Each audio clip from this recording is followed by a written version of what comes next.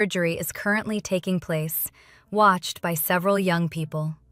One of them said that the person lying on the operating table should probably be sent to a genetics lab because it's hard to believe that an ordinary human could survive something that horrific. The other one, who was also working, didn't respond at all. He was far too focused on what he was doing. The one who had just spoken glanced at the girl standing behind them because he noticed something strange.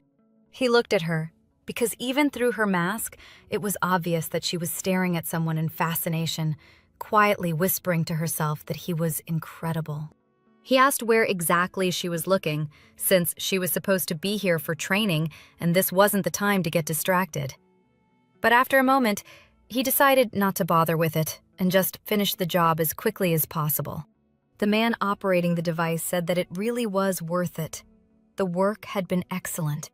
When another man, also dressed in the same medical suit that made them all look almost identical, started walking away, the girl couldn't take her eyes off him, thinking that he looked charming even in that outfit. It almost felt hard to breathe whenever he approached or walked past. Her heart pounded wildly in her chest, beating to some new rhythm. Looking into his dark, captivating eyes, the girl hoped that he at least remembered her. But he didn't look at her that way. His gaze was simple and distant, just like looking at a colleague, a stranger, a student who came here to learn. There wasn't the slightest hint of recognition. The man addressed the one operating the device. His name was Cha-bong-pal. After a short pause, he walked forward, past the girl, and then added what he had meant to say. Next time, the interns shouldn't be placed in the corner, because they can't see anything properly from there. How are they supposed to become surgeons like that? He continued talking about attentiveness, but the girl didn't hear any of it. She felt upset that he hadn't recognized her, even though she knew it had been unlikely. Suddenly, a stern voice snapped her out of her thoughts, addressing both of them. Cha-bong-pal thanked them for their work and said it was time for them to leave. And that's exactly what they did. But once they stepped outside, the girl had already forgotten everything she was supposed to learn today and started searching for him with her eyes. When she finally found him, she stared at him openly. In case you haven't guessed yet, yes, the main heroine is in love with him. She considered him her ideal, which wasn't surprising at all because he was incredibly handsome. The main heroine, Kang-ja, who was already 26 years old, wanted to specialize in cardiac surgery and was currently working as an intern. Cho Do-jun, who was the same age, replied that in case she didn't know, there had been no official recruitment for that department this year. The guy said he found it hard to believe that she was choosing her specialization because of some guy. The girl replied that he had no right to judge her since he was also going there because Dr. Ki Tae-o was his role model. Although he immediately cut her off, claiming that wasn't true. The guy said that the doctor looked at him like he wanted to kill him. How could anyone choose surgery because of someone like that? The girl reminded him that either way, they wouldn't be able to avoid it, so there was no point arguing. She considered her friend a liar because he had clearly been impressed by Ki Tae-o's skills and was now acting embarrassed like a child. Cho Do-jun said he wanted to grab something to eat, and the heroine reminded him that their friend Bora was already waiting for them with fried chicken and beer. Unfortunately for him, he had the night shift, which meant he'd be eating alone tonight. The heroine laughed and said she knew. That's exactly why she mentioned the chicken and beer, and then quickly ran away. The guy practically exploded with frustration. What kind of unfairness was that? And she was even mocking him. But that definitely wasn't her problem, because she was lucky enough to stuff herself with chicken tonight. Kibora told her friend that even if Ki Tae-o, who, by the way, was her stepbrother, looked like some kind of mythical god in her eyes, that didn't mean she should spend half an hour talking about nothing but him. The girl then revealed that her brother was actually going on a blind date today, so her friend should just forget about him. She also reminded her that Kang-ja didn't even know him personally and seemed to forget what kind of family they belonged to. Both Ki Tae-o and Gibora were heirs to a hospitality conglomerate that owned dozens of famous hotels. The current director of the company had 3 wives and, accordingly, 3 children. Bora was the youngest of them. While her friend was complaining that her family was a disaster, the heroine was secretly thinking that if she ever became Ki Tae-o's wife, they would actually become relatives. And you know what? Only now did it finally hit her drunken mind that today, her beloved was going on a date. Bora explained that her brother hadn't even resisted the arrangement, and the girl he was meeting was the daughter of a powerful tycoon, so it was a very good match. Since her friend looked upset, Bora suggested they go take a look at the girl who might marry the man of her dreams. Basically, she was suggesting that they spy on them, together. The heroine took another sip of beer, remembering that she was supposed to keep her love a secret. But her heart simply couldn't let him fall into another woman's hands. Bora loved missions like this, so she happily led her friend to the right place. She confidently introduced her friend to the bartender and told him to treat her with respect.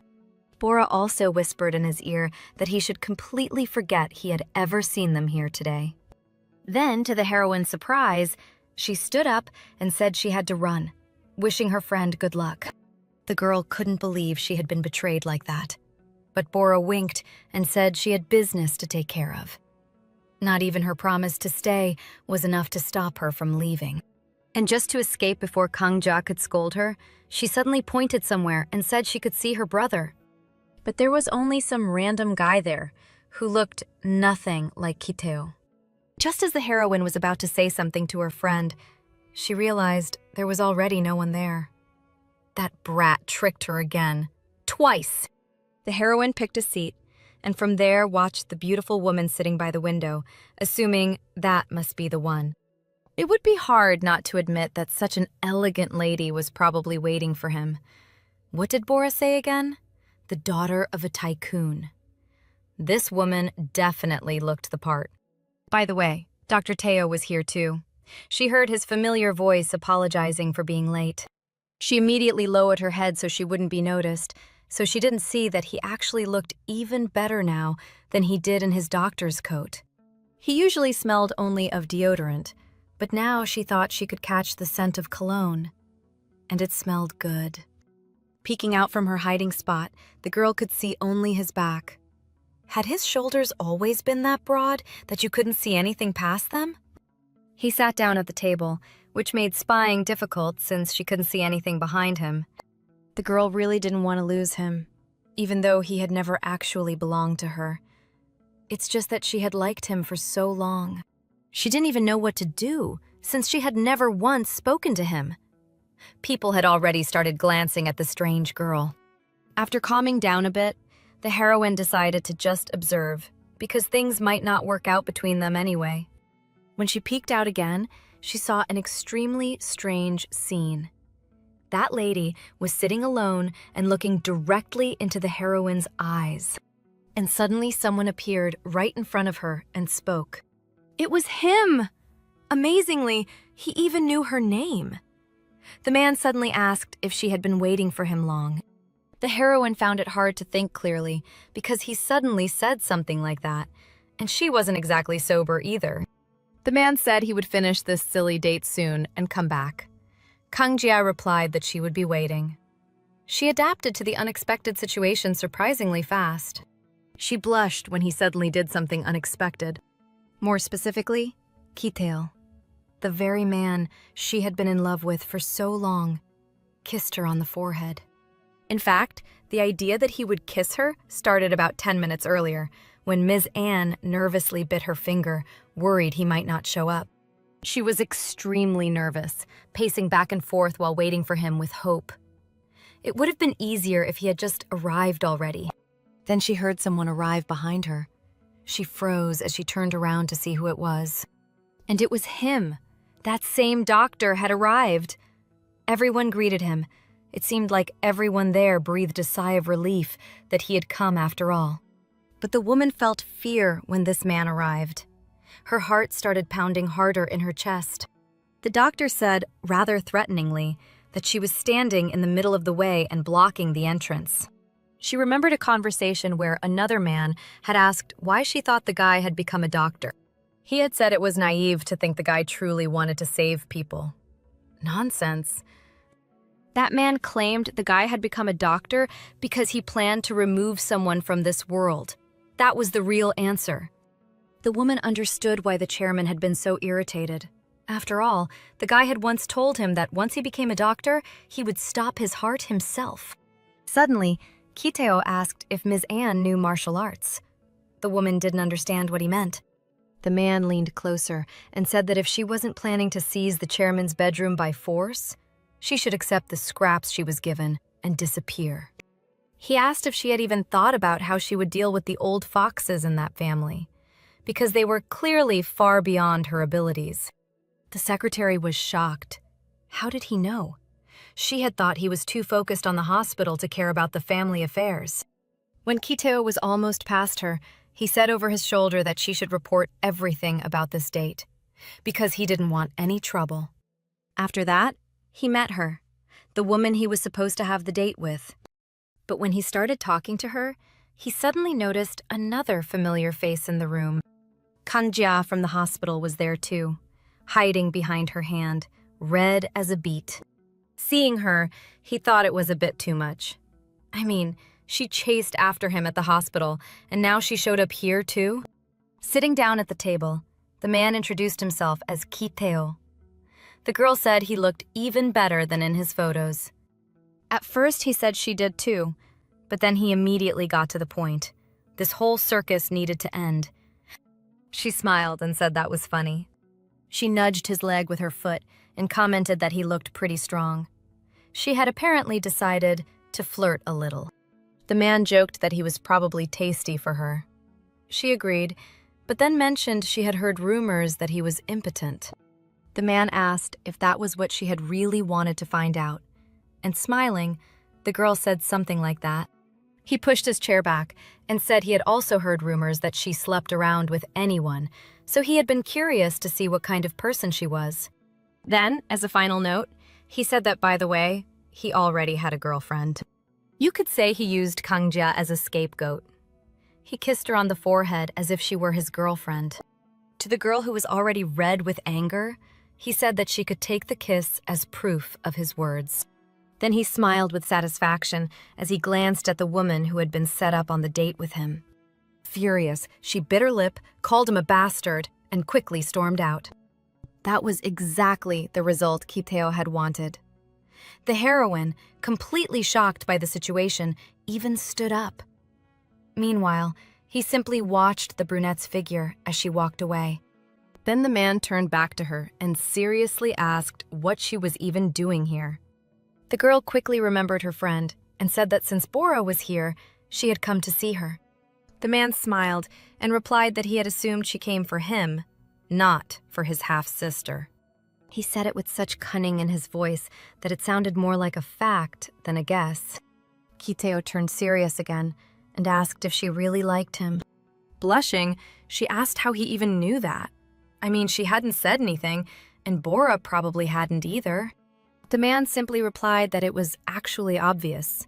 She just couldn't see it from the outside, which wasn't surprising. Ki Tae-o said she must have heard what that woman had said earlier, so it would be better for her to give up those feelings. It was all nonsense anyway.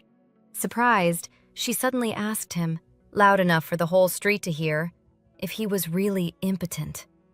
She didn't mean to. She just spoke without thinking. He angrily told the truth, that yes, he was impotent. People immediately started whispering about it. With tears in her eyes, she replied that if that was the only problem, then she wouldn't give up. She had no intention of quitting. She crouched down and said she would keep his secret until the day she died, forgetting that she had just shouted about it across the street. He became interested in the conversation, and the girl continued, saying she could help him with his dates. She assumed it must be unpleasant to have to tell such a terrible truth about himself. So she suggested a slightly less terrible way to get rid of those women. Almost heroically, she declared that she was willing to be his girlfriend.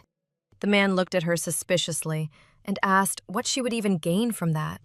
She answered simply, She just wanted to keep loving him from afar, without bothering him, quietly enjoying the chance to look at him. She looked at him with puppy dog eyes, silently begging him to agree. The man smiled. After all, the rumor wasn't real. It was fake. He had started it himself. And now, someone had actually fallen for it. And since it amused him, the man agreed. By the way, he also asked how the child was doing. How did he know about the child? 3 years earlier, during his residency, he had attended a lecture given by Park Bong-chun. That was when he first saw her, Kang Jia. She had been holding a baby in her arms. He still remembered how absorbed she was in the lecture, despite the judgmental looks from others. For a while, her name had been circulating around.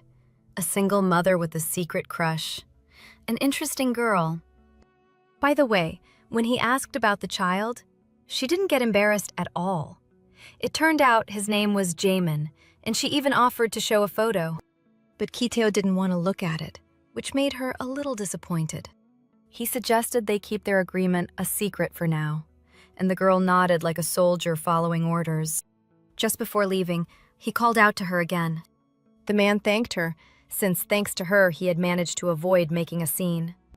She was happy to be helpful, so she smiled and said so. When the man returned, the secretary Anne asked who that girl had been. The man casually replied that since she had seen everything anyway, she might as well tell the old man. He said the girl was his beloved girlfriend. He even asked her to pass along that he had serious intentions toward her. The only question was whether she had actually believed him. In other words, did the girl really believe that he was impotent? Meanwhile, the heroine was simply happy that she had the chance to protect the secret of the man she loved. After everything that happened, the girl returned home, where her mother was already waiting for her. And the same little child Ki Tae-o had asked about was there too. It turned out he was actually her younger brother. She loved her little brother Jaemin very much and immediately rushed into his arms. Kissing his cheeks, the heroine said the little guy had no idea who she had met today. She described him as a man she loved very, very much. The man of her dreams, you could say. The boy was surprised when he heard the word dream.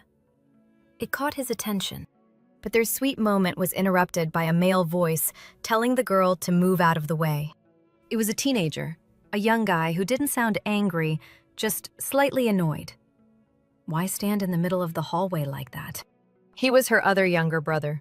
She told him his hairstyle definitely didn't meet school standards, but the teen waved it off, saying that if your grades are good, no one cares about your hair. But the little boy pointed at him and said he went to school to play, not to study. Of course, the teenager tried to deny it, but after calling the kid a brat, he got smacked on the head. Their sister scolded him, saying he shouldn't treat his younger brother like that. He complained to their mom that his sister had hit him, but the woman simply kindly invited them all to dinner. The portion in front of them was so huge that it looked like they were about to start drooling. The older brother didn't miss the chance to complain that his sister always took all the vegetables, while the younger one excitedly wished everyone a good meal. He was clearly ready to enjoy dinner.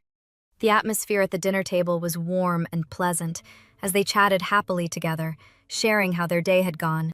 Soon, of course, the room grew quiet because everyone was busy stuffing their cheeks with the delicious food their mom had cooked. The little boy also scooped up a full spoonful of tasty food and happily shoved it into his mouth. With his mouth completely full, he asked his sister if she didn't have to go to the hospital today. The heroine smiled sweetly and said she was staying home today. The little boy was thrilled, jumped off his chair, and ran straight to her. She grabbed his hands and spun him around while the boy laughed with joy. She was also in a great mood because she was already looking forward to tomorrow. It promised to be interesting. But the next morning, she hadn't slept at all. She had thought too much and worried too much, and that was the result. One of the women working there asked if everything was okay. She looked like she might be sick or something. But the heroine explained that she had just not slept well. The woman said she was glad to hear the intern was fine, then got straight to business. She said they had an important patient, gave her the room number, and sent her there. The heroine said she understood and headed to work, but in her thoughts, she kept returning to Dr. Ki Tae-o. All she had to do was imagine him, such a tall, handsome man. She felt like she could scream with excitement right there. Even in her thoughts, he was perfect. By the way, at that moment, her friend suddenly appeared behind her. Seeing this obvious love-struck moment, he was surprised and wondered what had gotten into her head. After finishing her work, the patient had nothing but praise for her, which felt really nice. And since quite a bit of time had already passed, she decided it was probably time for a break. Her phone rang in her hand. It was Bora, texting, saying she was dying of curiosity about what had happened between them yesterday. She even said she might come over here herself. The heroine just laughed at that. Bora really knew how to cause a panic. Suddenly, her friend popped up beside her again, and it turned out he had been reading the messages Bora sent. She practically jumped in shock and told him he was completely crazy, but her friend replied that he could tell she was hiding something. Eventually, they decided to go have lunch together. They were already riding the elevator when the guy asked what Bora's messages meant. She said he didn't need to know that, but the guy told her half the explanation was written all over her face. What a nightmare. He didn't get the chance to ask more questions because Ki Tae-o stepped into the elevator. The guy greeted the doctor and introduced himself, saying he was intern Cho Do-jun. The heroine at least tried to follow his example. She said her name was Kang Jia, then stood there like she was sitting on pins and needles. He didn't even pay attention. He was simply waiting for his floor. Meanwhile, the heroine felt like a schoolgirl with butterflies fluttering in her stomach. Just in case, Cho Do-jun decided to tell her that she was acting weird, and it was obvious. He even suggested she step aside for a moment. He was whispering, but somehow it was loud enough that even if you didn't want to hear it, you would. So Ki Tae-o glanced at them. The girl told him to stop talking nonsense. Geez, he was ruining the romance. But he refused to drop it. Then the doctor said the scene looked very cute. At that moment, they both flinched and froze. They almost looked like possums playing dead, hoping the predator, well, Ki Tae-o, would ignore them. As the doctor stepped out of the elevator, he said they could have lunch together. The heroine instantly imagined a romantic lunch. That romantic fantasy shattered when Cho Do-jun was also invited by the doctor. Although, in truth, it didn't bother her that much. They bowed, thanked him, and of course her friend teased her about it, for which he immediately got smacked on the head. Later, when they were already having lunch, that same friend felt like the atmosphere was a little awkward. He remembered what everyone said about the doctor, that he was especially strict with women. But right now, it felt like the two of them were alone together, not sitting at a table with 3 people. The guy was the first to break the silence, saying he was glad to have lunch with the doctor. It even seemed like the doctor might be open to a conversation. The man explained that this was simply his way of repaying a debt to the girl. Looking at the blushing heroine, he said this was his way of thanking her for her special help. The guy was already about to ask what terrible thing she had done to the doctor, but their discussion didn't last long, because an angry Bora suddenly appeared. She was extremely unhappy that her dear friend had decided to ignore her very important messages. Soon after noticing her brother's company, Bora quickly calmed down and ordered something to eat as well.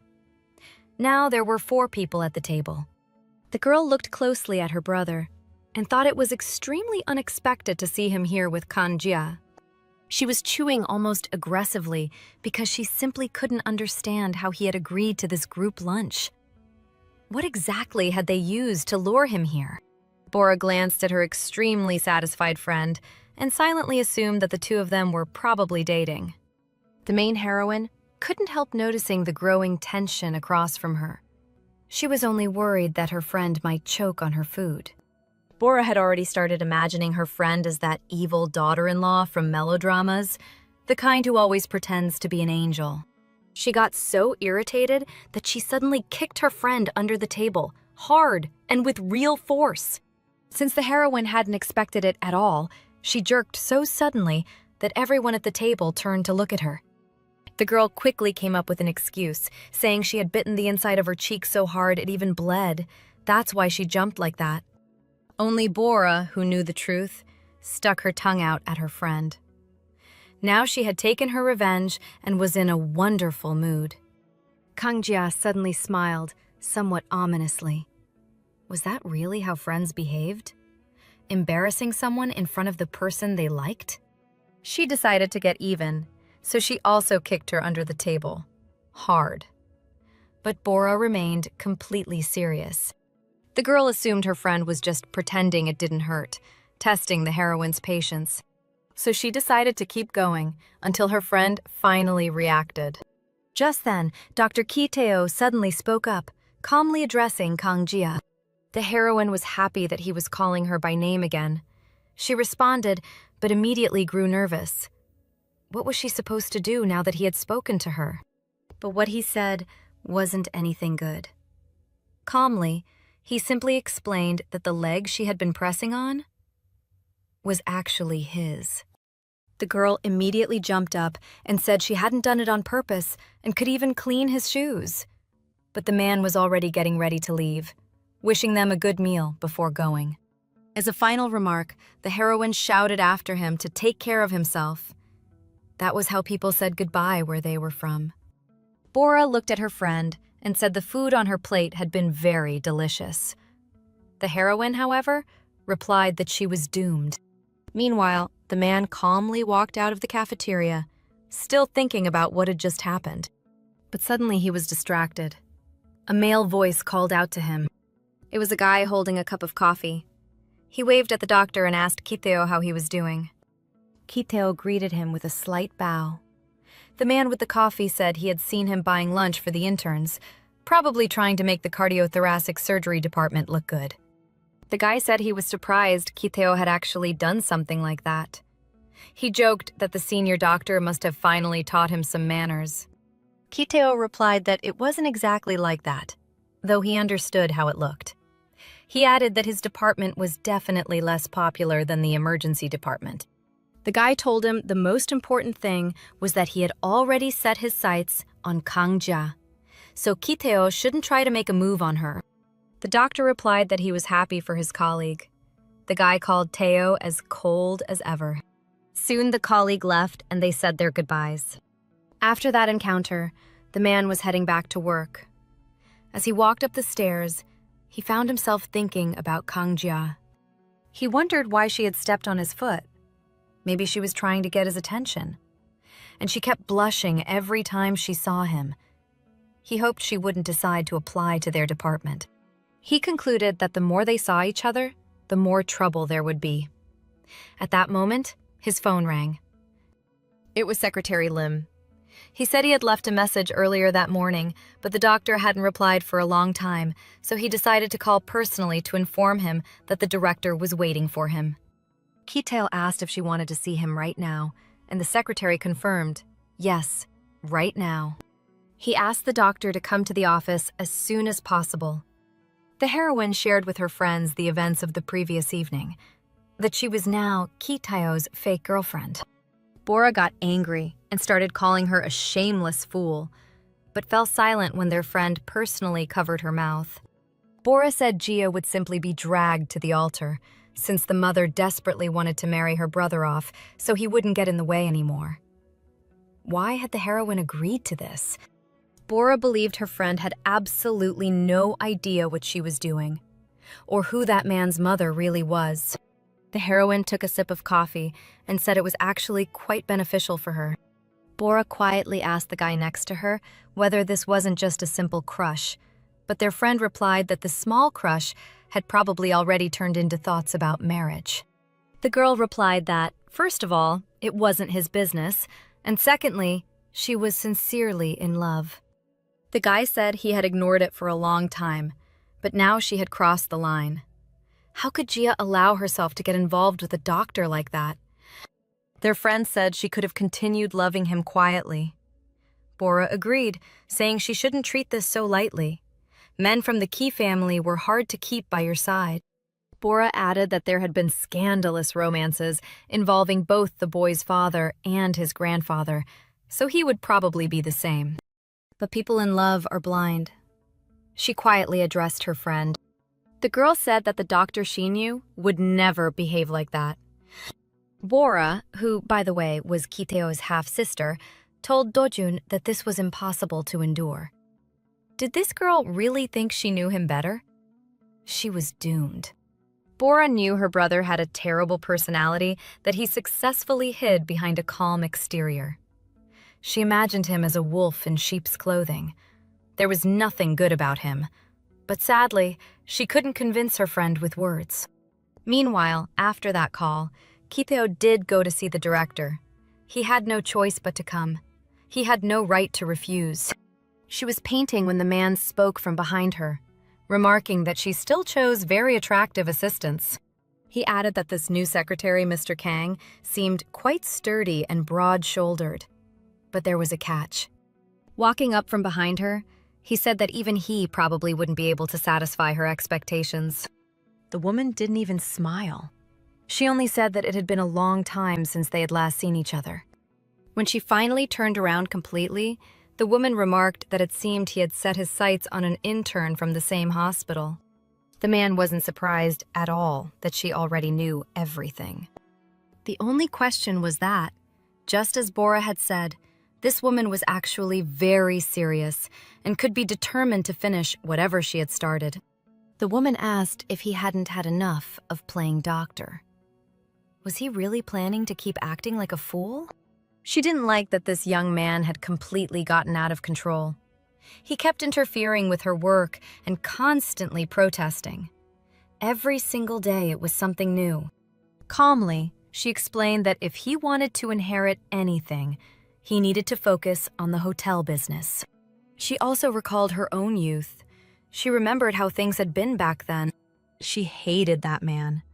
Through tears, she wished he would burn in that damned fire. She still had a scar that had become a reminder over the years. The woman warned him that whether he liked it or not, she would introduce him to a girl from a respectable family, and more than once if she felt it was necessary. The man simply replied that there was no point in that. She should know it.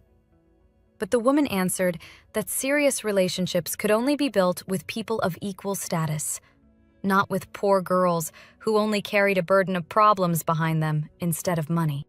The woman agreed that the hospital could still remain his hobby if he wanted. But the rumors, that was the problem.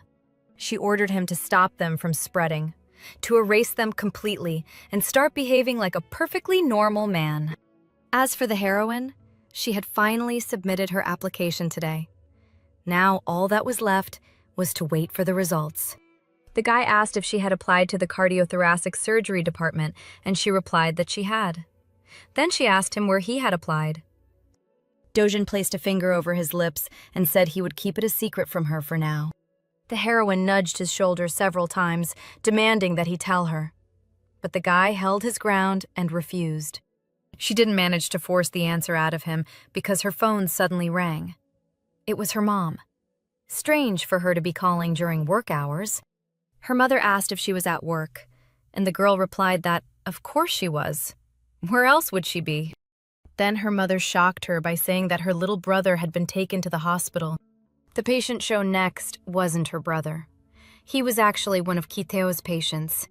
Park Hae-chan, a first-year resident, was reporting on his patient's condition. He was still a beginner, but it seemed he had studied his patient's current condition quite thoroughly. At the end, Ki Tae-o warned him to monitor the patient carefully to make sure arrhythmia didn't occur. A voice came over the intercom saying a doctor was needed in the emergency department. Ki Tae-o said he would go there and told the young doctor to stay here. He arrived as quickly as he could. Several doctors were already there, but they all stepped aside for him, the professional. The man frowned and said they needed to check the blood flow. They did just that and soon reported to the doctor that everything looked fine.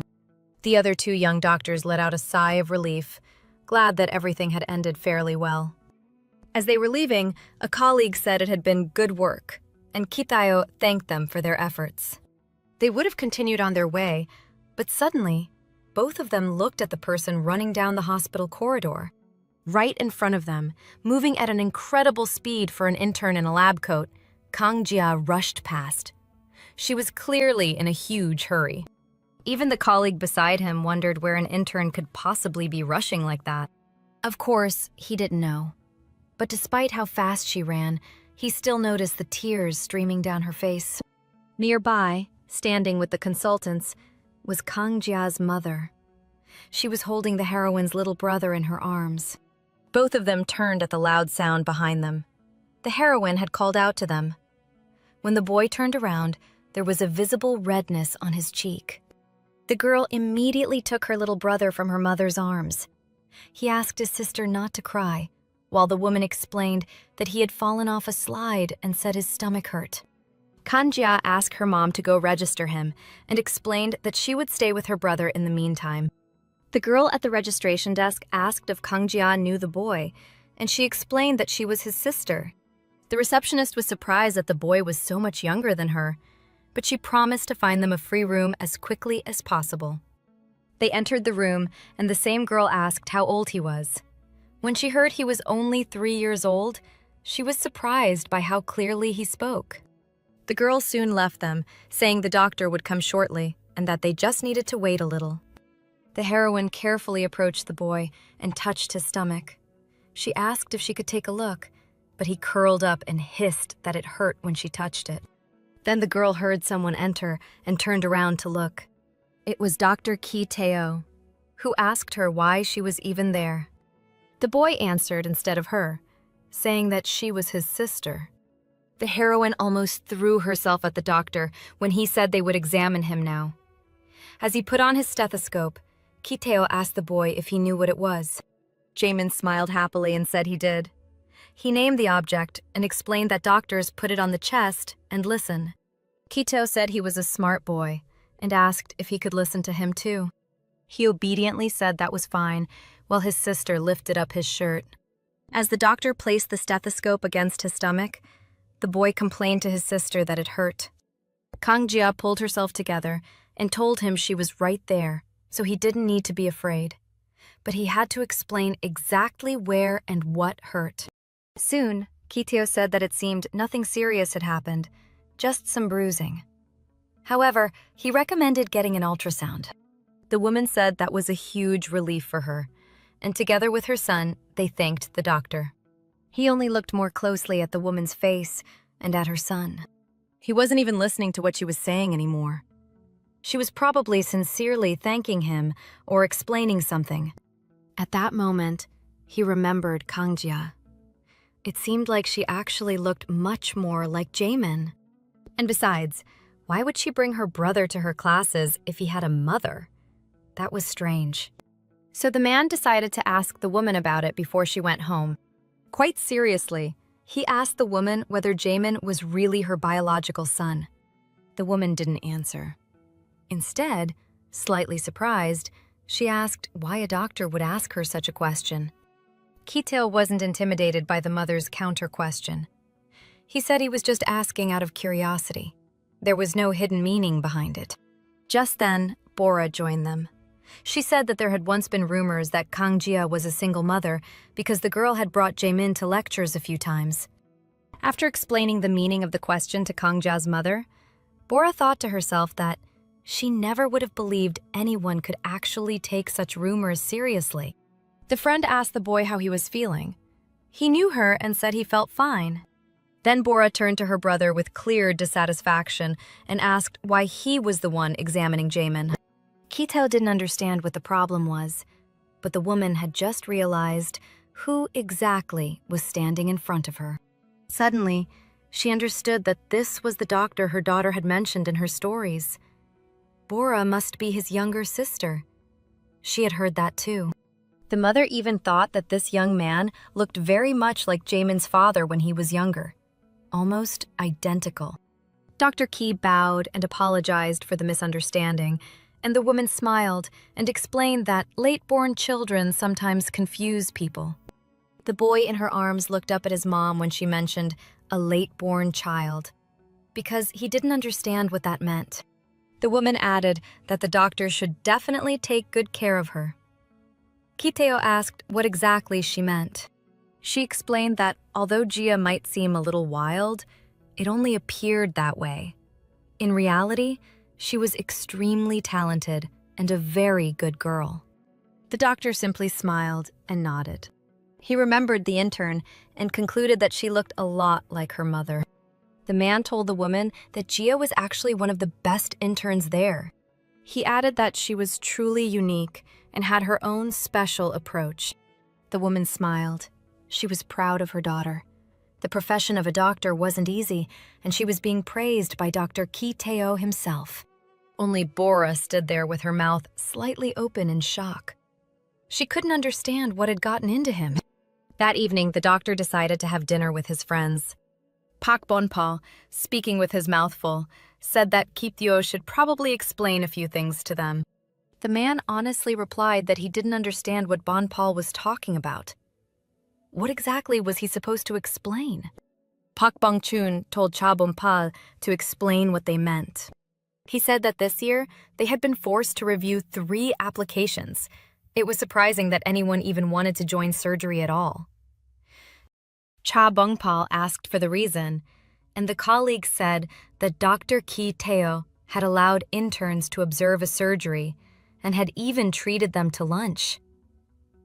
Tae-o thought to himself that this was another misunderstanding, but he didn't even feel like trying to explain anything to them. Park Bong-chun slapped his colleague on the shoulder and said that the senior doctor should learn a thing or two from Ki Tae-o. The head of the department said that if Ki Tae-o was feeding interns, he might as well use his card. The man suddenly realized that those two had actually submitted applications to their department, and they had even been accepted.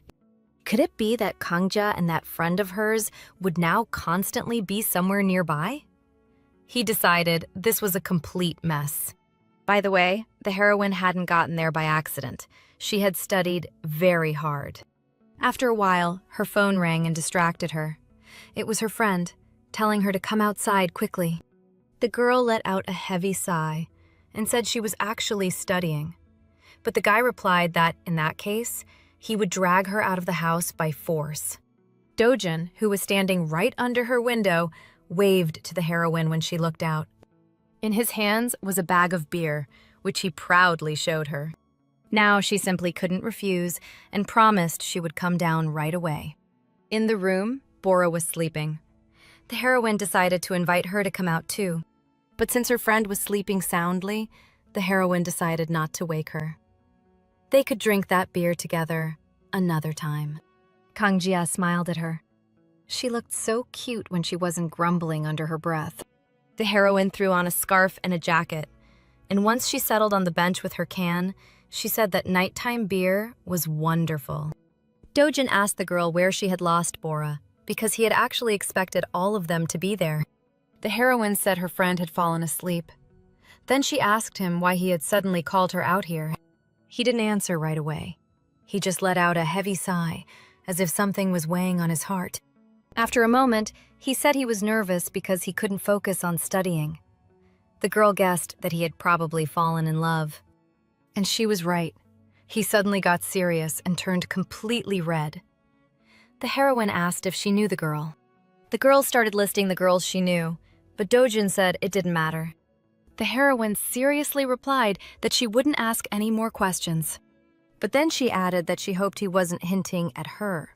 He suddenly addressed her by name in a serious tone, as if he was about to say something truly important. But instead, frowning, he told her not to get ahead of herself. He even tugged her hair and scolded her, saying she was being way too bold with her assumptions. But they were suddenly interrupted by an unexpected nighttime guest. Dr. Ki Tae-o had come there as well. The heroine couldn't believe he was actually real. She covered her face with her hand because she wasn't wearing any makeup, and thanks to Dojun, her hair was all messy. Ki Tae-o asked what they were doing there, jokingly suggesting it looked like a date. Dojun replied that it wasn't, they were just drinking beer.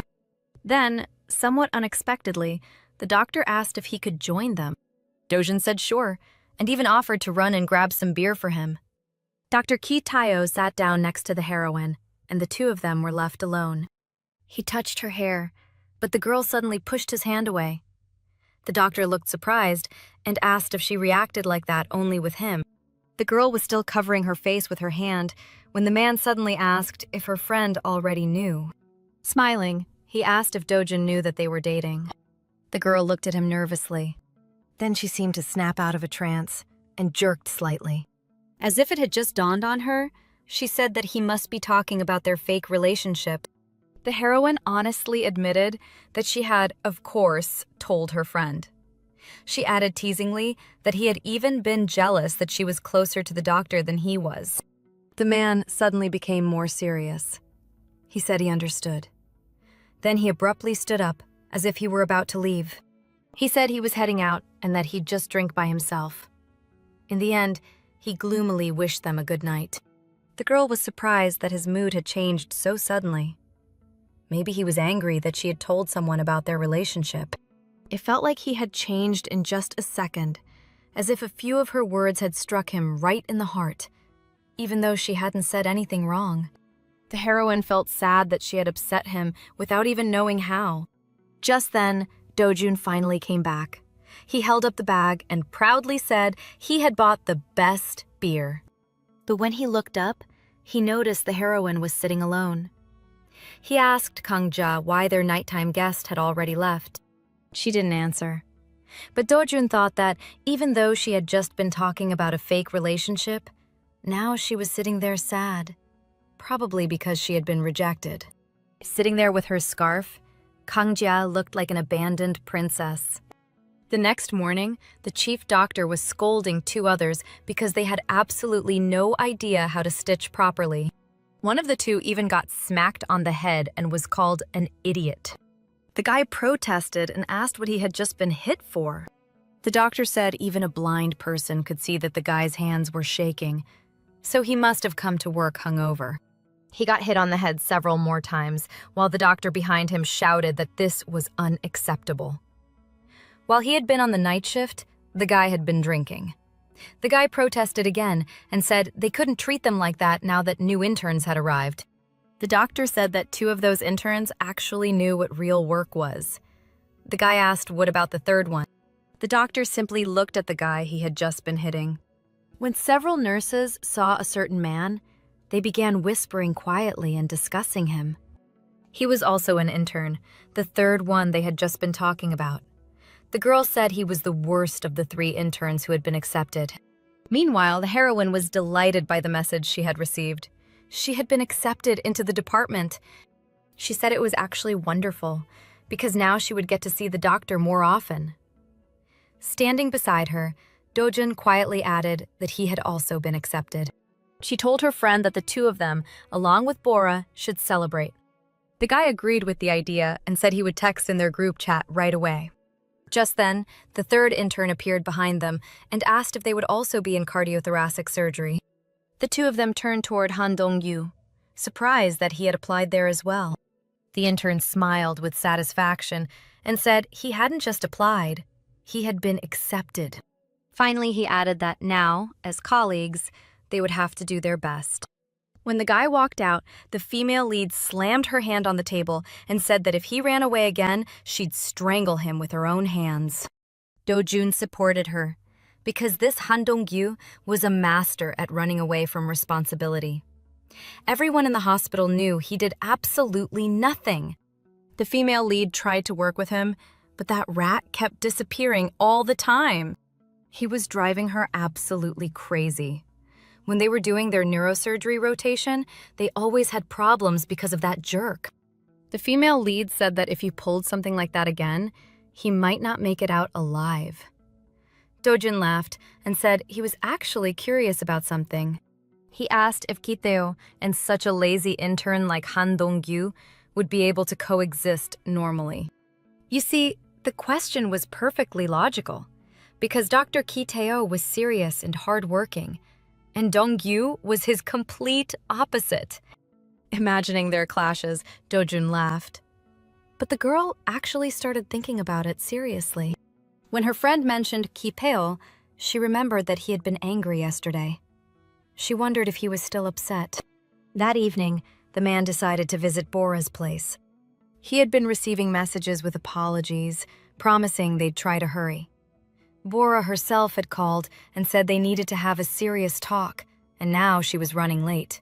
Since he knew the password, he went inside.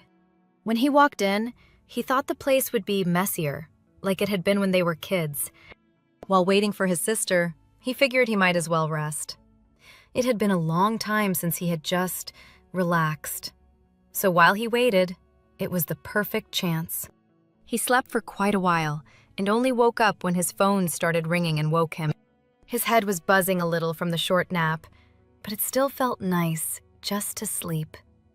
As soon as he woke up, he checked what time it was. As soon as he came to his senses a bit, he immediately realized something was wrong. Someone nearby started talking, and to his genuine surprise, he saw Kang-ja right next to him. She was sitting on the floor, asleep, leaning against the couch. She was talking in her sleep, saying something about a doctor, so it wasn't hard to guess that her dream was about him. As it turned out, everything had started 2 hours earlier. She came home exhausted and wanted to rest as soon as possible. But to her surprise, she noticed someone's shoes at the entrance. Men's shoes, judging by the look and size. It was unlikely that Bora had invited someone over, since she wasn't even home. So the female lead assumed that a stranger was in their apartment. The girl was ready to defend herself with an umbrella, protecting the apartment she shared with Bora. Walking around the apartment, she nervously hoped to see a thief or a maniac. Where could he even be hiding? Then she saw him on the couch. She got so scared, she almost screamed. Did someone really break into their home just to lie down on their couch? Why would anyone even do that? She raised her hand as she approached the man. Since it was dark, it took her a few seconds to realize she recognized him. The female lead wondered why he had fallen asleep in their apartment. Did he not know that she and Bora lived together? Probably not, otherwise he wouldn't have walked in so calmly. Still, it wasn't so bad that she saw him again. The girl blushed, feeling the intimacy of the moment. She sat down on the floor beside him and set the umbrella aside. Even in his sleep, Dr. Ki Tae-o looked wonderful. I mean, how could she possibly miss a moment like this? Now she had the chance to just sit there and admire him, and no one would say a thing to her. That's exactly how she ended up falling asleep. She came home exhausted and couldn't stop looking at him, so she just drifted off. Looking at Kang-ja, the man thought she was hopeless, falling asleep right there while sitting next to him. Despite how crazy she sometimes seemed, moments like this made him realize she genuinely liked him. That brought a smile to his face. He even remembered that she had agreed to date him despite all the gossip. She was sleeping so peacefully that it would have felt wrong to touch her. Annoying, sure, but he had to admit she was cute. Then the man gently took a strand of her hair and brought it to his nose, inhaling. He thought her hair smelled nice. Right then, the female lead purred, or something very close to it. It seemed that when he touched her hair, she started waking up. Now the man was glad he'd at least have a chance to find out what she was doing here. Now she finally woke up completely and looked at the man she loved once again. The girl jumped away from him so suddenly that even he was surprised. She explained that she had come home, saw him there, and somehow just dozed off. Now Ki Tae-o asked why she was here, and the girl said that he probably didn't know, but she actually lived here too. The man said that explained why she had also been nearby the previous evening. The girl turned on the lights, and Ki Tae-o apologized for intruding. He said he had actually thought his sister lived alone. The female lead said it was nothing serious, and then turned to him again. She clearly wanted to ask something. She nervously fidgeted with her fingers, as if she was embarrassed to speak. Then she lowered her gaze guiltily and asked hesitantly if he was upset that she had told people about their fake relationship. The man replied that it wasn't like that. He didn't really care, but at the hospital it would be better not to shout about it on every corner. The female lead brightened up and said she had only told 2 friends, Bora and Dojun. She was basically fishing for praise since she hadn't upset him. The man actually did praise her, and then Kang Jia asked if he had come to see Bora. He answered that, yeah, that's right. Then Kang Jia decided to call her friend. The female lead asked when she'd be home. Bora said she was stuck in traffic and it was total chaos out there. Just as the girl wanted to say that they'd be getting a guest, she saw a message saying her brother was at their place.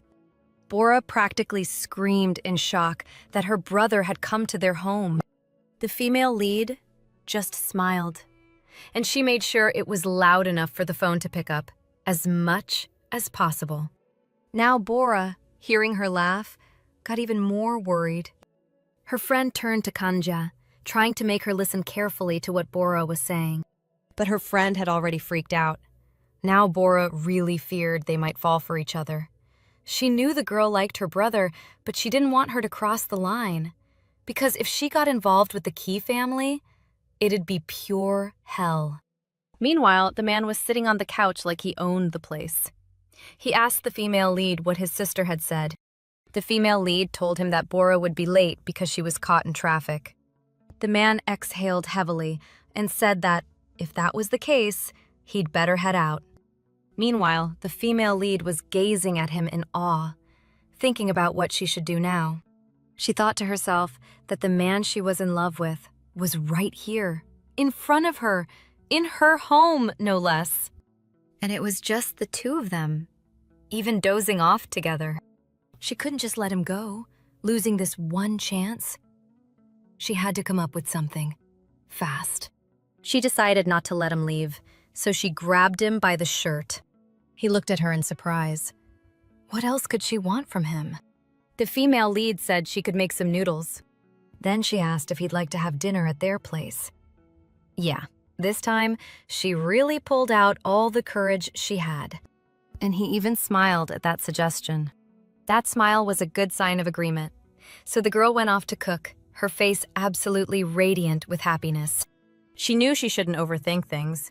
She knew it was just dinner, nothing more. But her heart kept tossing up all kinds of extra thoughts.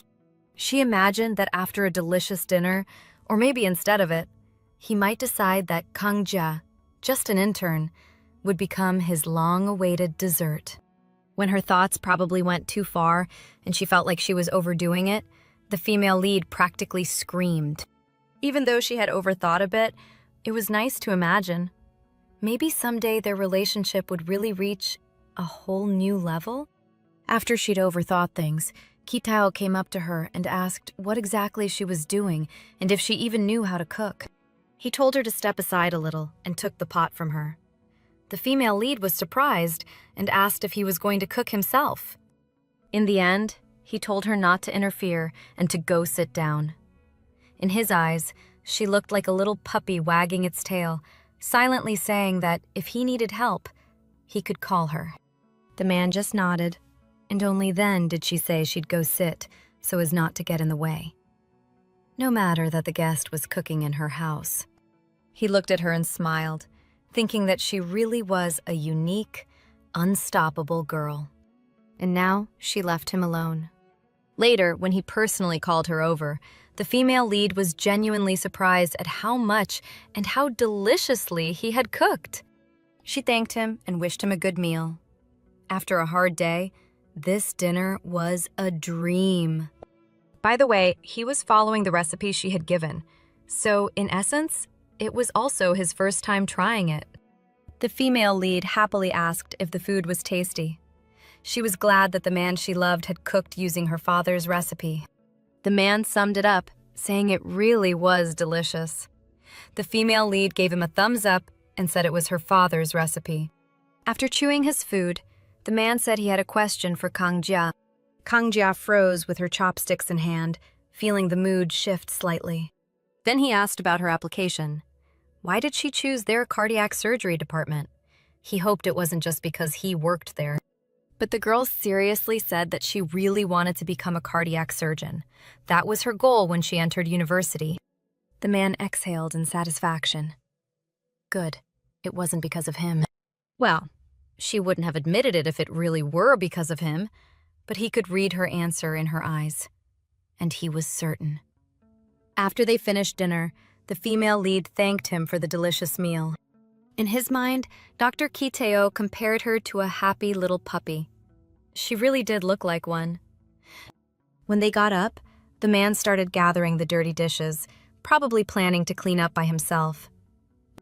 Kanja squeaked and said she could clean up herself. It felt weird. He cooked, and now he's cleaning up, even though he was technically the guest.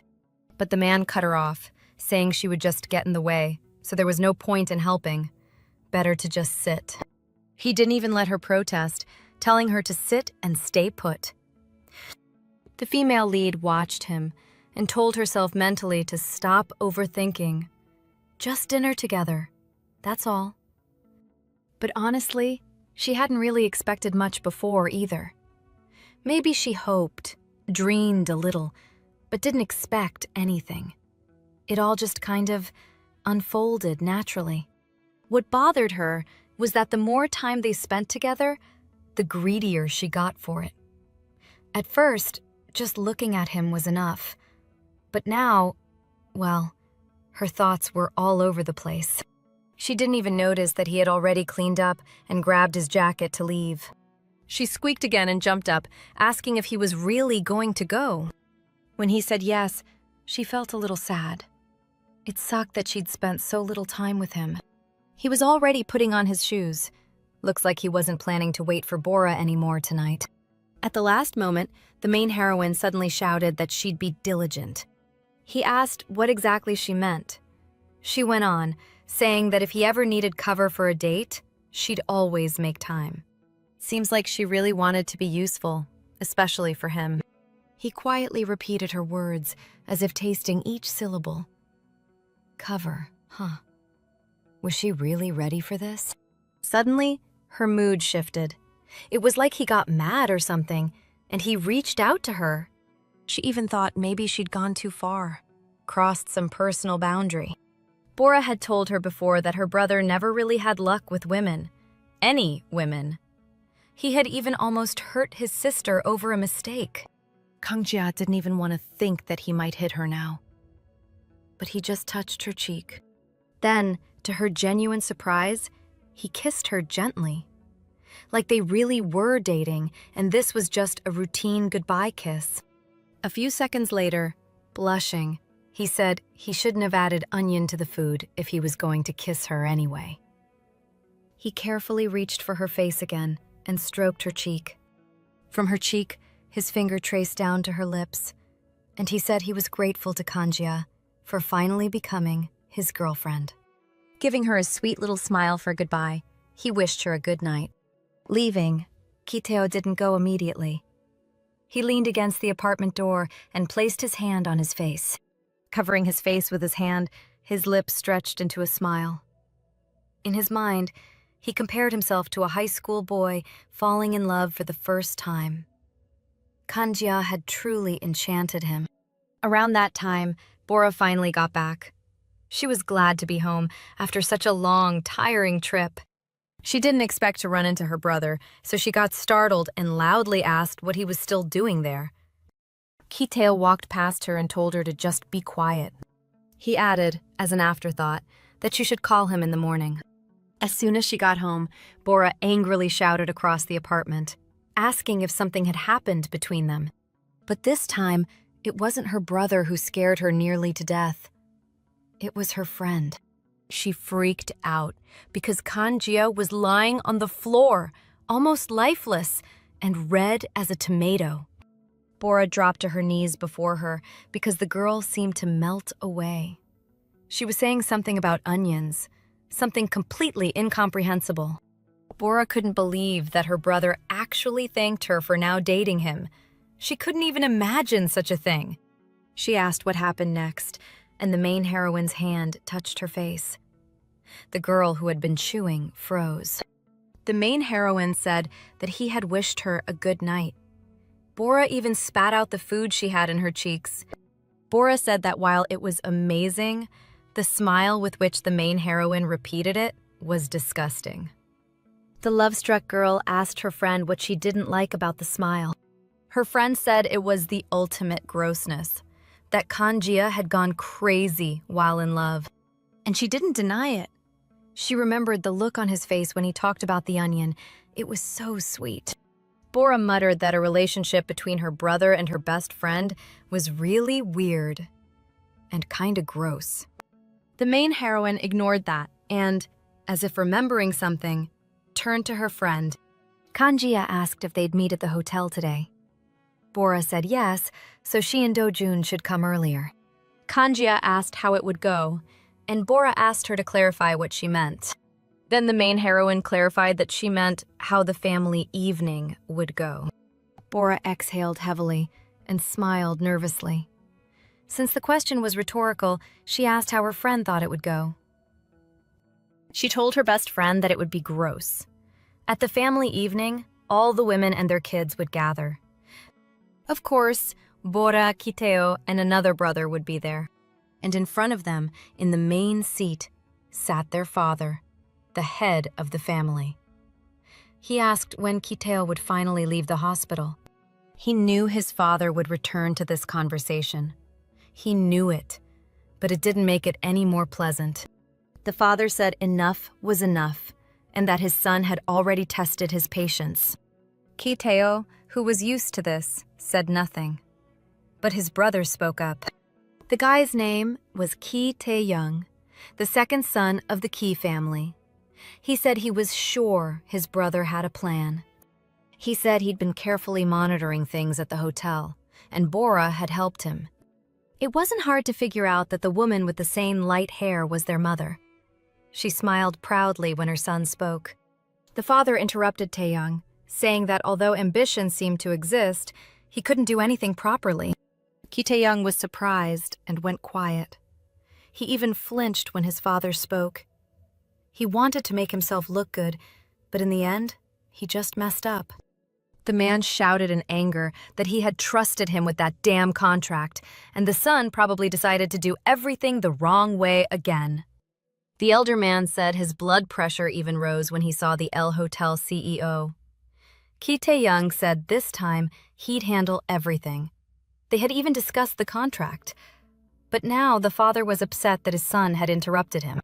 He called him a brat, and the mother lowered her head, ashamed of her own son. Not long ago, she had been proud of him. Now Ki Tae-o's mother smiled. She felt it was only fair that her husband put the middle son in his place. Then the father turned back to the eldest son and reminded him that he had asked a question and was waiting for an answer. Ki Tae-o calmly said that no one knew, not even him.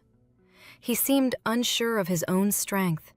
The man said seriously that first, he needed to know how to save a dying person. Only then would he understand how to take someone's life. The father frowned and clenched his jaw angrily. The veins on his face were visible, showing his tension. Everyone in the room grew serious. They lowered their heads, and no one spoke. Only this guy could talk to his father like that. Even Ki Tae-young felt awkward. It seemed like everyone else tried only to grovel before the head of the family, but this one acted completely differently. His mother stayed composed too. She was the eldest and the strongest. Suddenly, the father mentioned Bora's friend. The girl flinched. The man asked if Ki Tae-o was acting out like this because of her, the intern, and stubbornly resisting like a mule. He didn't answer. He just picked up a glass and took a sip. The man asked if the eldest son really thought he would let him date her and work there. The man just smiled cheerfully and said it was his, meaning the father's, fault for having kids so close in age, so now there were problems with the heir. It seemed like the man was about to roar like an animal, a wolf, for instance, out of anger. To calm down a bit, he turned to Secretary Anne and asked her to pour him something stronger, since cheap alcohol bored him. She smiled and said she'd take care of it. She did, and the man immediately started drinking it. She watched him and smiled. She blushed and quietly told him not to drink too fast or he might choke. Secretary Anne even touched his shoulder, which caught the attention of the woman sitting at the end of the table. Bora's mother. The other two women ignored it. It seemed the woman was horrified by what she saw and heard. She suddenly addressed Secretary Anne. The woman responded in a sweet voice and was about to turn back to the mother. But the mother lunged like a bird, grabbing her by the hair, calling her a goat, and saying she had no right to touch him. She threw the assistant to the floor and asked how long this goat had been wagging her tail in front of the man. Of course, the woman protested, but her reaction only grew sharper, as if the secretary was taking her for a fool. She turned to everyone at the table and asked if they'd all seen that. The father just exhaled heavily, even though he was the first to have brought the family to such chaos, so he had no right to complain. Bora could only lower her head in shame. Of course, it was a shame that her own mother caused a scandal in front of everyone. It seemed like the woman had lost her mind. She turned red from yelling at the secretary. Meanwhile, Kang-jia, along with Do-jun, were already waiting for their friend. They felt lucky to have her as a friend. The main heroine asked the guy if he knew how many hotels Bora's family owned, but Do-jun didn't know. He hadn't even counted. Nearby, they noticed a popular girl. Kang-jia said she recognized her. She said she was the thief from that romance movie. Do-jun added that you had to be really beautiful to get cast in a film. Since they were talking about love, the main heroine remembered Do-jun mentioning that he liked someone. She asked who it was. The guy adjusted his glasses and asked if it really mattered right now. The girl said that, actually, she was still curious. While they were standing there, Do-jun noticed another celebrity. Kang-jia asked where exactly. Do-jun described him as tall, well-built, a handsome man. He said they both definitely knew him. As it turned out, he distracted the girl because that man was Ki Tae-o. Do-jun asked who could have been with him since there seemed to be a strange vibe between them. The girl also noticed a doctor there. Standing next to him was an older woman, in whose presence he, by the way, smiled. Now the main heroine was excited. Who was that? Her hands seemed to start trembling, and Do-jun asked what had happened. The girl asked if men really couldn't be satisfied with one woman, even if he was impotent. Do-jun asked what made her even ask that. The girl said her imagination had run wild, since the doctor's secret couldn't be revealed. Still, it seemed like there was a really special vibe between them. The main heroine didn't really know what to think about it. And Do-jun, watching his friend, just let out a heavy sigh. Suddenly, the guy asked his friend if she knew about the Big Five at their hospital. Kang-jia asked him to clarify, and Do-jun smiled as he was about to explain. But suddenly, Bora appeared and asked what the Big Five even was. As soon as she, Bora, that is, arrived, the guy immediately blushed, a full-on reaction, like he'd just seen a friend show up. The main heroine was happy to see her friend, but the guy quickly said he needed to use the restroom and left. Kang-jia pointed out Ki Tae-o and the girl she thought was with him, asking Bora if she happened to know her. Seeing the woman, her mother, the girl got annoyed. The meeting was over, yet she was still here, talking with her brother. And why? Unexpectedly for the main heroine, the woman approached and asked if she was the same Kang-jia who was Bora's friend. Bora jumped in and introduced the woman herself, saying this was her mother. The woman said she was pleased to meet her. The main heroine was thrilled. First, to finally meet her best friend's mom, and second, it potentially ruled out the idea that she could be anything for Ki Tae-o. Kang-jia stepped closer and commented that the woman looked so young you could easily think she and Dr. Tae-o were dating. She just laughed and said the girl was flattering her. Bora, on the other hand, wasn't impressed with what she saw. She commented that the scene wasn't the most pleasant. Her brother heard her. Then he looked back at Kang-jia. Today she looked unusual, very elegant, and expensive. The man decided to take matters into his own hands and explain everything to everyone. He told Bora this and stepped forward. He approached the main heroine, placed a hand on her shoulder, and addressed the aunt. the mother of Bora. Then, somehow suddenly, for reasons unclear, he announced that Kanjia was not only Bora's friend, but his girlfriend. The main heroine felt like she was floating. She knew she was just pretending to be his girlfriend, but it felt real. Bora's mother was surprised that the man's words were true. Really? Ki Tae-o was dating the intern? She looked at the young man with slightly surprised eyes because he seemed different around this girl. Not like the Ki Tae-o she knew. Even if it was just a rumor, it still seemed like there was something special in his gaze. And a smile played at his lips. The first thing the woman thought was that if they stayed together at the hospital, her Bora could easily take over Ki Tae-o, and the business would be in her hands. So it would benefit her if the rumor were true. To flatter him, the woman personally expressed surprise at such a coincidence. Kanjia was Bora's good friend and also in a relationship with the family's eldest son. She called them a perfect couple, as if fate had brought them together.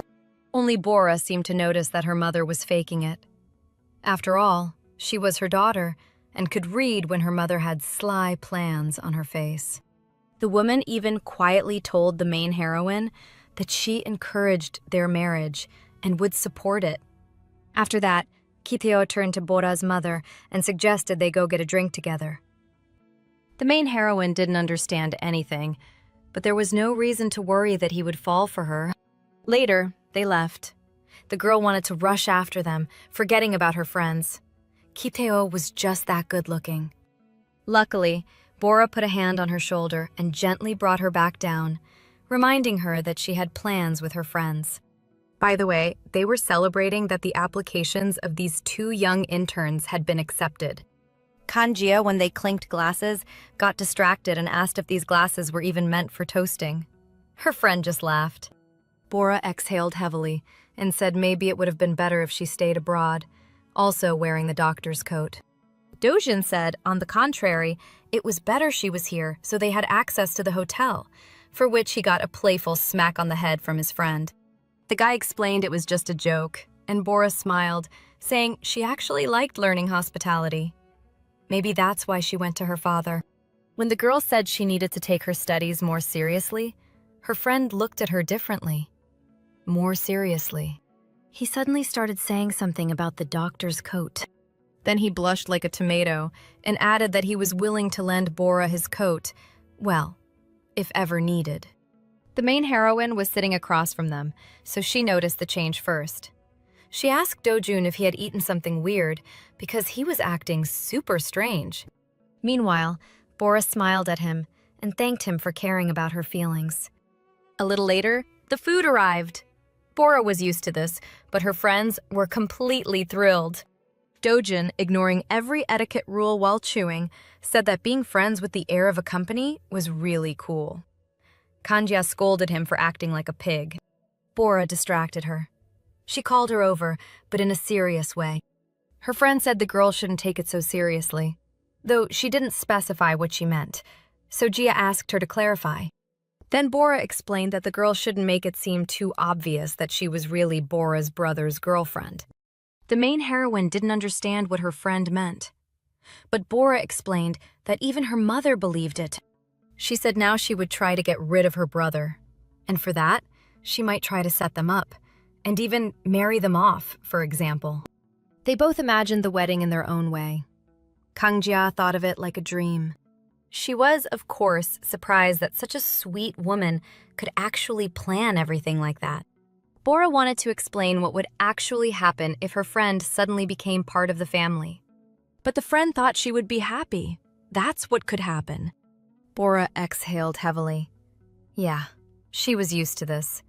But Gia had no idea how dangerous it could really be. While they were having dinner, another guest suddenly appeared near their table. Remember the sunshine, and a little ray comes along. That's exactly why Ki Tae-o came to them, to congratulate Kangjia on her application being accepted. And, believe it or not, with a smile, an honest one. He told the girl she looked really beautiful today. Kangjia even covered her mouth with her hand and blushed. This was literally her dream. Gosh, she hadn't expected it at all. Bora, it seemed, even let her drink spill a bit. The shock on her face was impossible to miss. And that's saying something for Dojun. When Ki Tae-o was with Bora's mom, the woman asked if things with Jia were really serious or just a way to annoy her father. Of course, he said it was serious.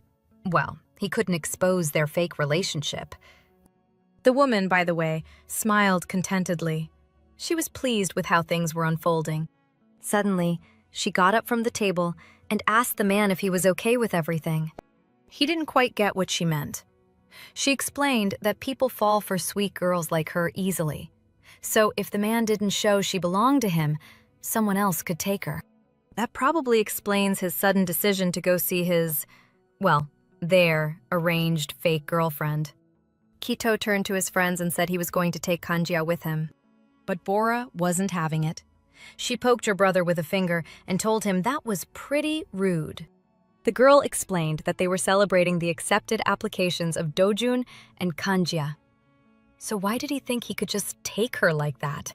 Dojun didn't say a word. He was scared of Ki Tae-o and didn't dare speak to him roughly, so it was better to stay out of it. Even Bora's words didn't satisfy him. He wanted everything to go his way. Bora noticed that her brother was seriously mad. But she couldn't give in and give up her friend. Surprisingly, he gave in quickly. He said, "Fine, let it be." He didn't just leave. He explained that he'd wait for the girl. After all, they'd eventually leave this place.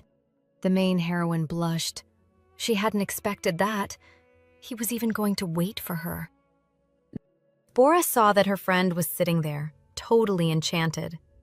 She was mad that Jia was so head over heels for him, and also mad at the way he was acting. Bora decided it was easier to just let her go. Otherwise, she'd whine. Dojun agreed, letting it slide. And so, they headed to the hotel room together. On the way, the girl thought about how she had just met his aunt recently, and now they were already alone together. Right now, Kanjia felt like she was really his girlfriend. He opened the door for her and let her in first. It's hard to even describe how she felt. Madly in love. She immediately thought that they had skipped several steps in their relationship. For the record, she didn't even know what lingerie she had on today. What if something happened? Before the man even spoke to her, she had already imagined all sorts of inappropriate things. Watching her, he decided he needed to ask what she was thinking about. The girl said it was fine. He leaned closer, placing his hands on her shoulders. And in her mind, the conversation continued, him asking why she was blushing if she wasn't thinking anything. Of course, in reality, nothing like that was happening. He was just helping with her jacket. She cursed her imagination. Why couldn't she just not think anything? While he hung up her jacket, the main heroine called out to him. Kanjia wanted to make sure she looked at least decent, so she asked where she could find the restroom. The man, wasn't exactly ordinary either. He asked if she was planning on taking a shower. Normal people wouldn't say that, knowing the reaction could be intense. And it was. Fortunately, he still pointed her to the restroom, and the girl ran off. He waited for her. Then, suddenly, he heard a scream from the bathroom. Just in case, he asked if everything was okay. The girl said yes, nervously looking at her reflection. It turned out she didn't like how she looked. She felt embarrassed showing herself like that in front of the man she was in love with. With that face, she thought, it'd be easy to put him off. While she was gone, the order arrived, and Ki Tae-o poured wine for both of them. After tasting it, the girl said it was really good, even licking her lips.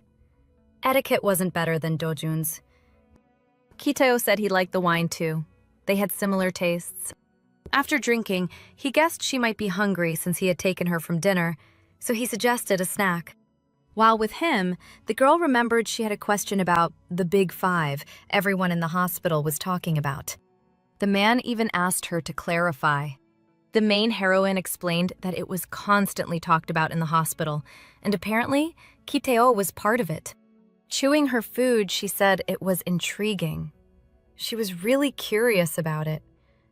Suddenly, the man crossed his arms over his chest and with a satisfied smile said that the Big Five were the men running the most business in the hospital. When the girl didn't get what he meant, the man just pointed down with his finger. She imagined Ki Tae-o pointing too, but, you know, without that extra shirt. Definitely suggestive. The main heroine blushed and lowered her head. She was probably imagining some weird stuff out of surprise. He noticed, so he suddenly leaned closer, took her chin, and asked if she was okay, since she seemed to be blushing. By the way, that's exactly how it felt to her. So she just sat there, staring blankly at the doctor. He asked if everything was all right or if she was just lost in thought. Kanja just asked him to repeat what he said. The man reminded her he'd mentioned the Big Five. Only then did she remember, oh, right, he's impotent. For a moment, Ki Tae-o paused, thinking about her words. Then he smiled and said it was hard to believe she actually bought it. The doctor thought she'd already guessed. The girl even stopped chewing. And the doctor suddenly thought he wanted to spend more time with her, having tea or wine, maybe watching movies sometimes, just having dinner at restaurants. Weird little wish, really.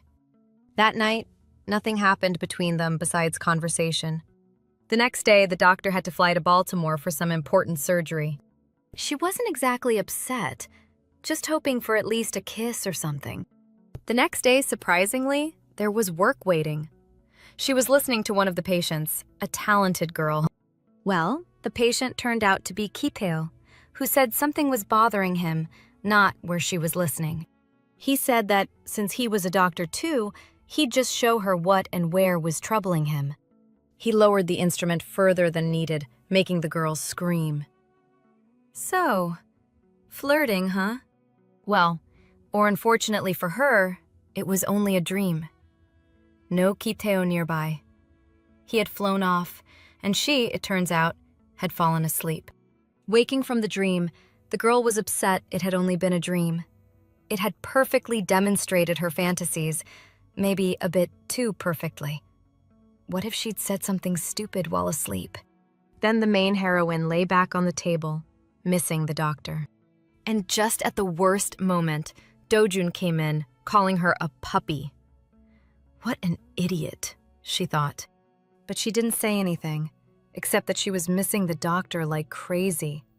She felt like she was melting into that table. Do-jun said she looked like she hadn't seen him for years, and she continued pining, remembering their kisses.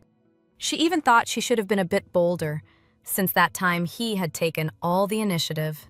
Kanjia drifted again into her naughty fantasies, imagining what would have happened if she had taken the lead. Screaming, she hit the table with her fists. How can someone keep thinking about this all the time? It's enough to drive you insane. And there's internet in America, so why hasn't he even written? Maybe she misunderstood. Or maybe it had all just been a dream. Since Do-jun hadn't heard anything normal from her, he slipped out of the office, telling everyone else not to go in or bother her.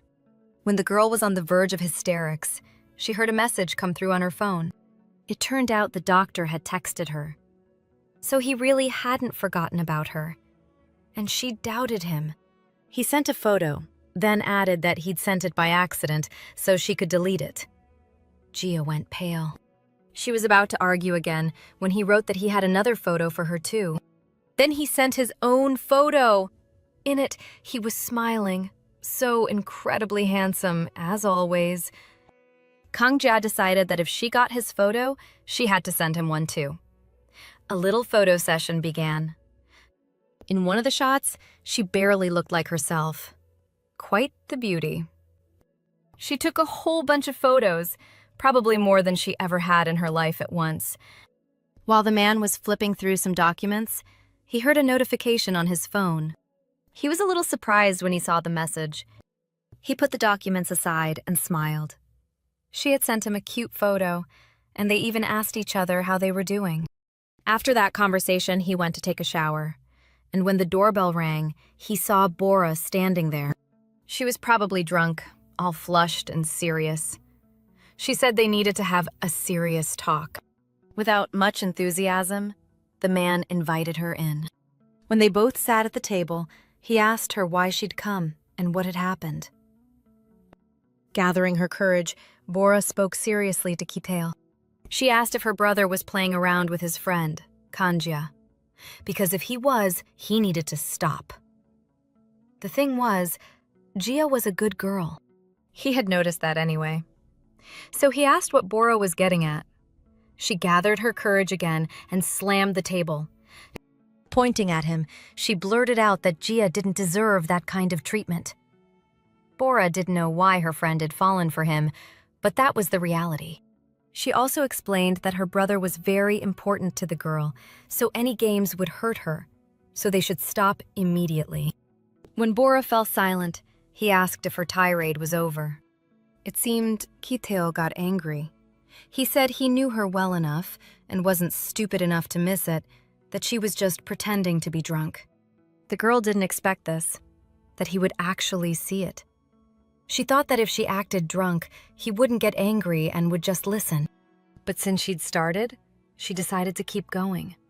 Bora said he needed to listen, that Gia came from a normal family. She wasn't like them. In reality, all this was just memories. Bora had visited him before. He recalled those words, and now he was talking with Gia. Maybe his sister was right. He really did feel the difference between his family and Gia's. His family, especially his mom, could have caused trouble. Smiling at Kanjia's photo, the man said he missed her terribly and wished he could see her. At work, the main heroine was in an amazing mood. She kept repeating that today was the day it would finally happen. But Dojun didn't share her excitement. She even asked why he looked so glum, like he wasn't happy about anything. He said he didn't know himself, but he just wasn't in the mood. Still, he tried to at least act a little cheerful. He asked the main heroine if she was ready for dinner together. She responded eagerly, "Yes, of course I'm ready," especially since the doctor was returning to Korea today. But then she suddenly hesitated. She had completely forgotten that she already had plans for today. So now they were sitting together with Dojun at a table full of food. There was also a blonde guy with them, chatting with the man next to him. The main heroine couldn't help but notice melted my heart. Something was still off with her friend. Kanjia has been in love with Ki Tae-o for so long. And now that they're finally together, everything feels so sweet. Of course, he didn't mean that literally. But also Kanjia a little took it literally and suggested because doing deep down, an ECG. She still feels like they come from two completely different worlds. He had just come in from outside and was annoyed at the rain in winter. He glanced at his colleague chooses and looked a little surprised. It almost feels surprised too good because to be real. They hadn't even fully gathered yet. But Ki Tae-o's actions the head of the department was already drinking. The way he reassures to his friend, holds her hand, that Tae-o tells her to trust only him. And he was glad these kids came to their department. That was so every romantic. Department wanted them. I was literally smiling the couple whole time. Just overheard and didn't really pay attention. Date, the feeding each other scene, unwell. Adorable. And the girl was worried about him. At the same time, but if they'd heard you can already feel that something is coming. Surprised. His family, the blonde, the arranged date, pointed the pressure at from their different and social asked if anyone wanted him too. It feels like a storm, but no one slowly really building in the background. Somewhat mysteriously, and I'm honestly a little nervous about what's going to happen next. The interns. The blonde just kept eating and drinking water. Confident in their relationship. Dojun and the department head probably didn't make the cut either. For her. The man decided that, I seriously can't wait to see where this story goes, because the chemistry between these two is just too good, and asked if she could handle a drink. Thank you so much for watching this video. They could each Don't forget to subscribe and leave a like if you enjoyed the recap. Smiled and thanked him. I'm sending all of you a big hug. Dojun started getting up and said he had to make a call. Once the guy left, the girl concluded that something had definitely happened to him. She even remembered when he'd mentioned the girl he liked. Maybe it was her causing his problems? Very likely. She figured she had to at least try to find out. Meanwhile, the man in glasses poured himself a drink too, saying he was glad they came to their department. Drinking was more fun that way. The main heroine suddenly froze. thinking for a moment. She realized her friend had gone somewhere, the blonde was just drinking water and eating, and the department head couldn't even talk anymore. So it was just her left, right? If she drank now, she'd have to crawl home, which was a terrible idea. So she jumped up and said she needed to use the bathroom. By the way, the blonde probably wasn't feeling great either and needed the bathroom. Once everyone disappeared, the department head put a hand on his friend's shoulder and said he needed to try, since he was already giving it his all. Leaving the room, the girl checked her phone. She was nervous. Where could this upset fool have gone?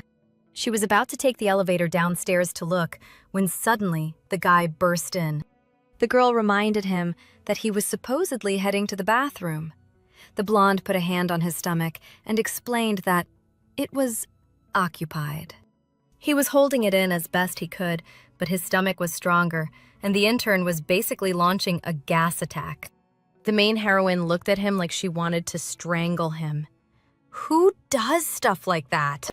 But he didn't care how she looked at him. His stomach hurt too much, and he needed the toilet. The blonde ran to the bathroom, and the girl called after him. Idiot. Honestly, like a kid.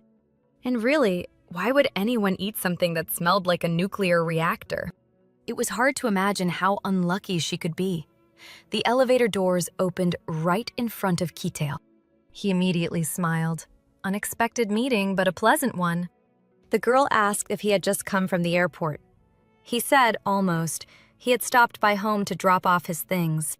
At first, he didn't notice the smell, but eventually he did.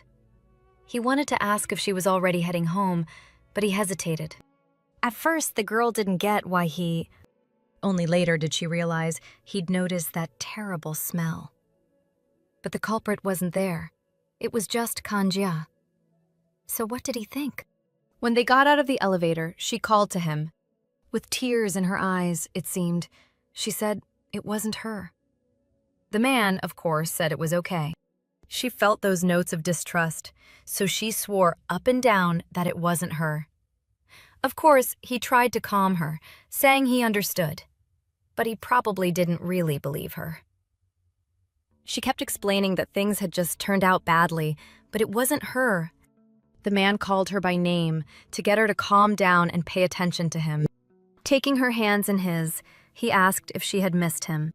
The words got stuck in her throat, but from the doctor's eyes, she knew he already knew the answer. She wanted to say it herself, but suddenly, 2 male voices came from behind, saying someone probably had a little accident in the elevator. As soon as they noticed Ki Tae-o, they jumped up and politely greeted him. He, by the way, wasn't happy they interrupted, so he asked sharply why they were there so late. He said they probably decided to stay around somewhere. The guys immediately tried to explain, but the girl got it right away. He said it for her sake. The problem was, he probably didn't believe her. Sitting at the table, the man in glasses said this wasn't any kind of team dinner. When someone came in, he asked grumpily why they'd been gone so long and why they arrived so late. Turns out, it wasn't interns. It was Ki Tae-o. The man in glasses immediately got up and bowed to the doctor, greeting him. Ki Tae-o sat next to the department head, saying he was already pretty drunk, but not too drunk to ask if America had impressed his colleague. The man said it wasn't bad, but he preferred their hospital and Korea more.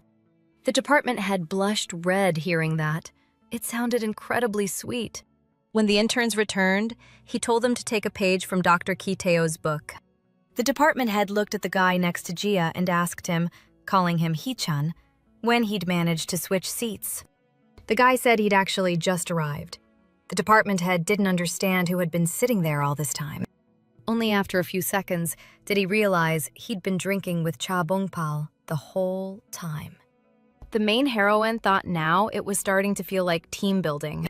By the way, the blonde who had let her down finally came back. He looked pleased, like everything was fine now. He didn't even notice that Dr. Ki Tae-o had joined them. The guy greeted him in surprise and shared that he heard his plane was just today. Ki Tae-o explained he'd managed to come after the flight. Kangjia seemed to flare up with anger when she saw him. That was how shamefully he had let her down. The department head pointed to the blonde, saying everyone should learn from him. He was a very polite guy. The main heroine didn't listen.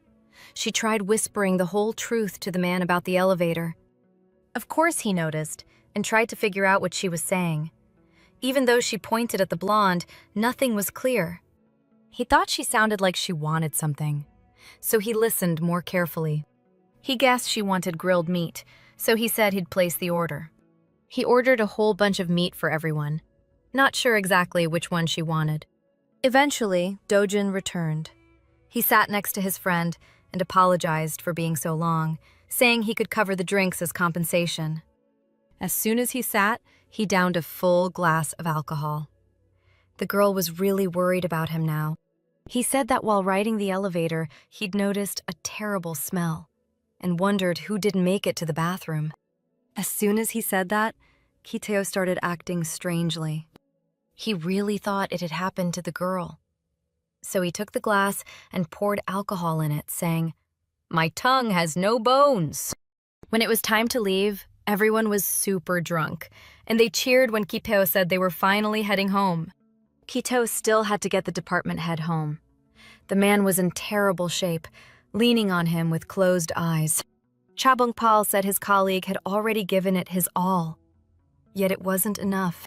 Ki Tae-o was amazed that the guy could sing reasonably well in that state. His words were actually understandable.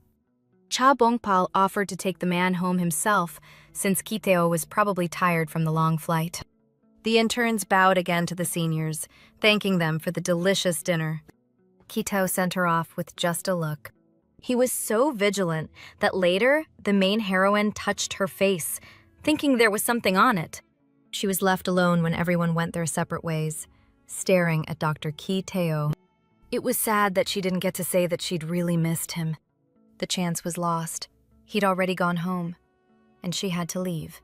She remembered how he had held her hands and asked if she'd missed him.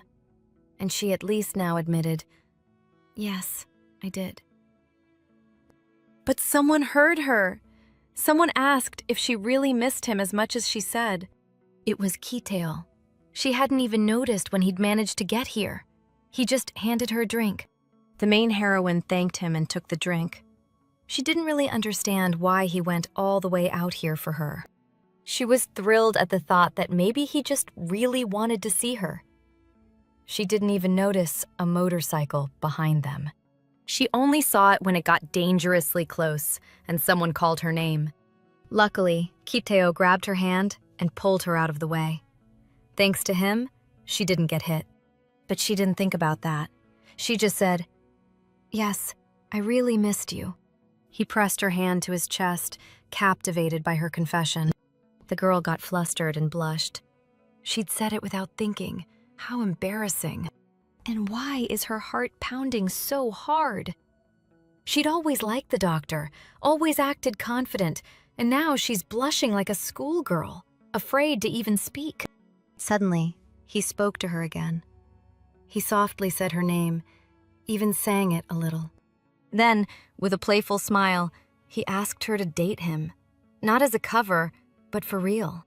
From now on, he wanted them to be together forever, like a real couple.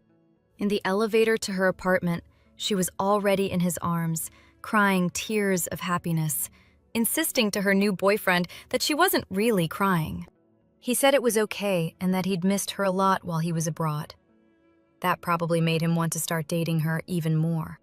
She blushed again, but this time she lifted her eyes to meet his. The elevator arrived, and they were still hugging. Ki Tae-o said it might be good to go, but she didn't want to let go. He promised he wasn't going anywhere, since he also had to get out. For some reason, she took it as if she was being too clingy, pushed away a little, and thanked him for walking her. He asked her to finally let him out of the elevator, but she insisted that it was time for him to go home. She pressed the button to go to the first floor anyway, ignoring that he needed to get off. Once it got quiet, she let out a deep sigh.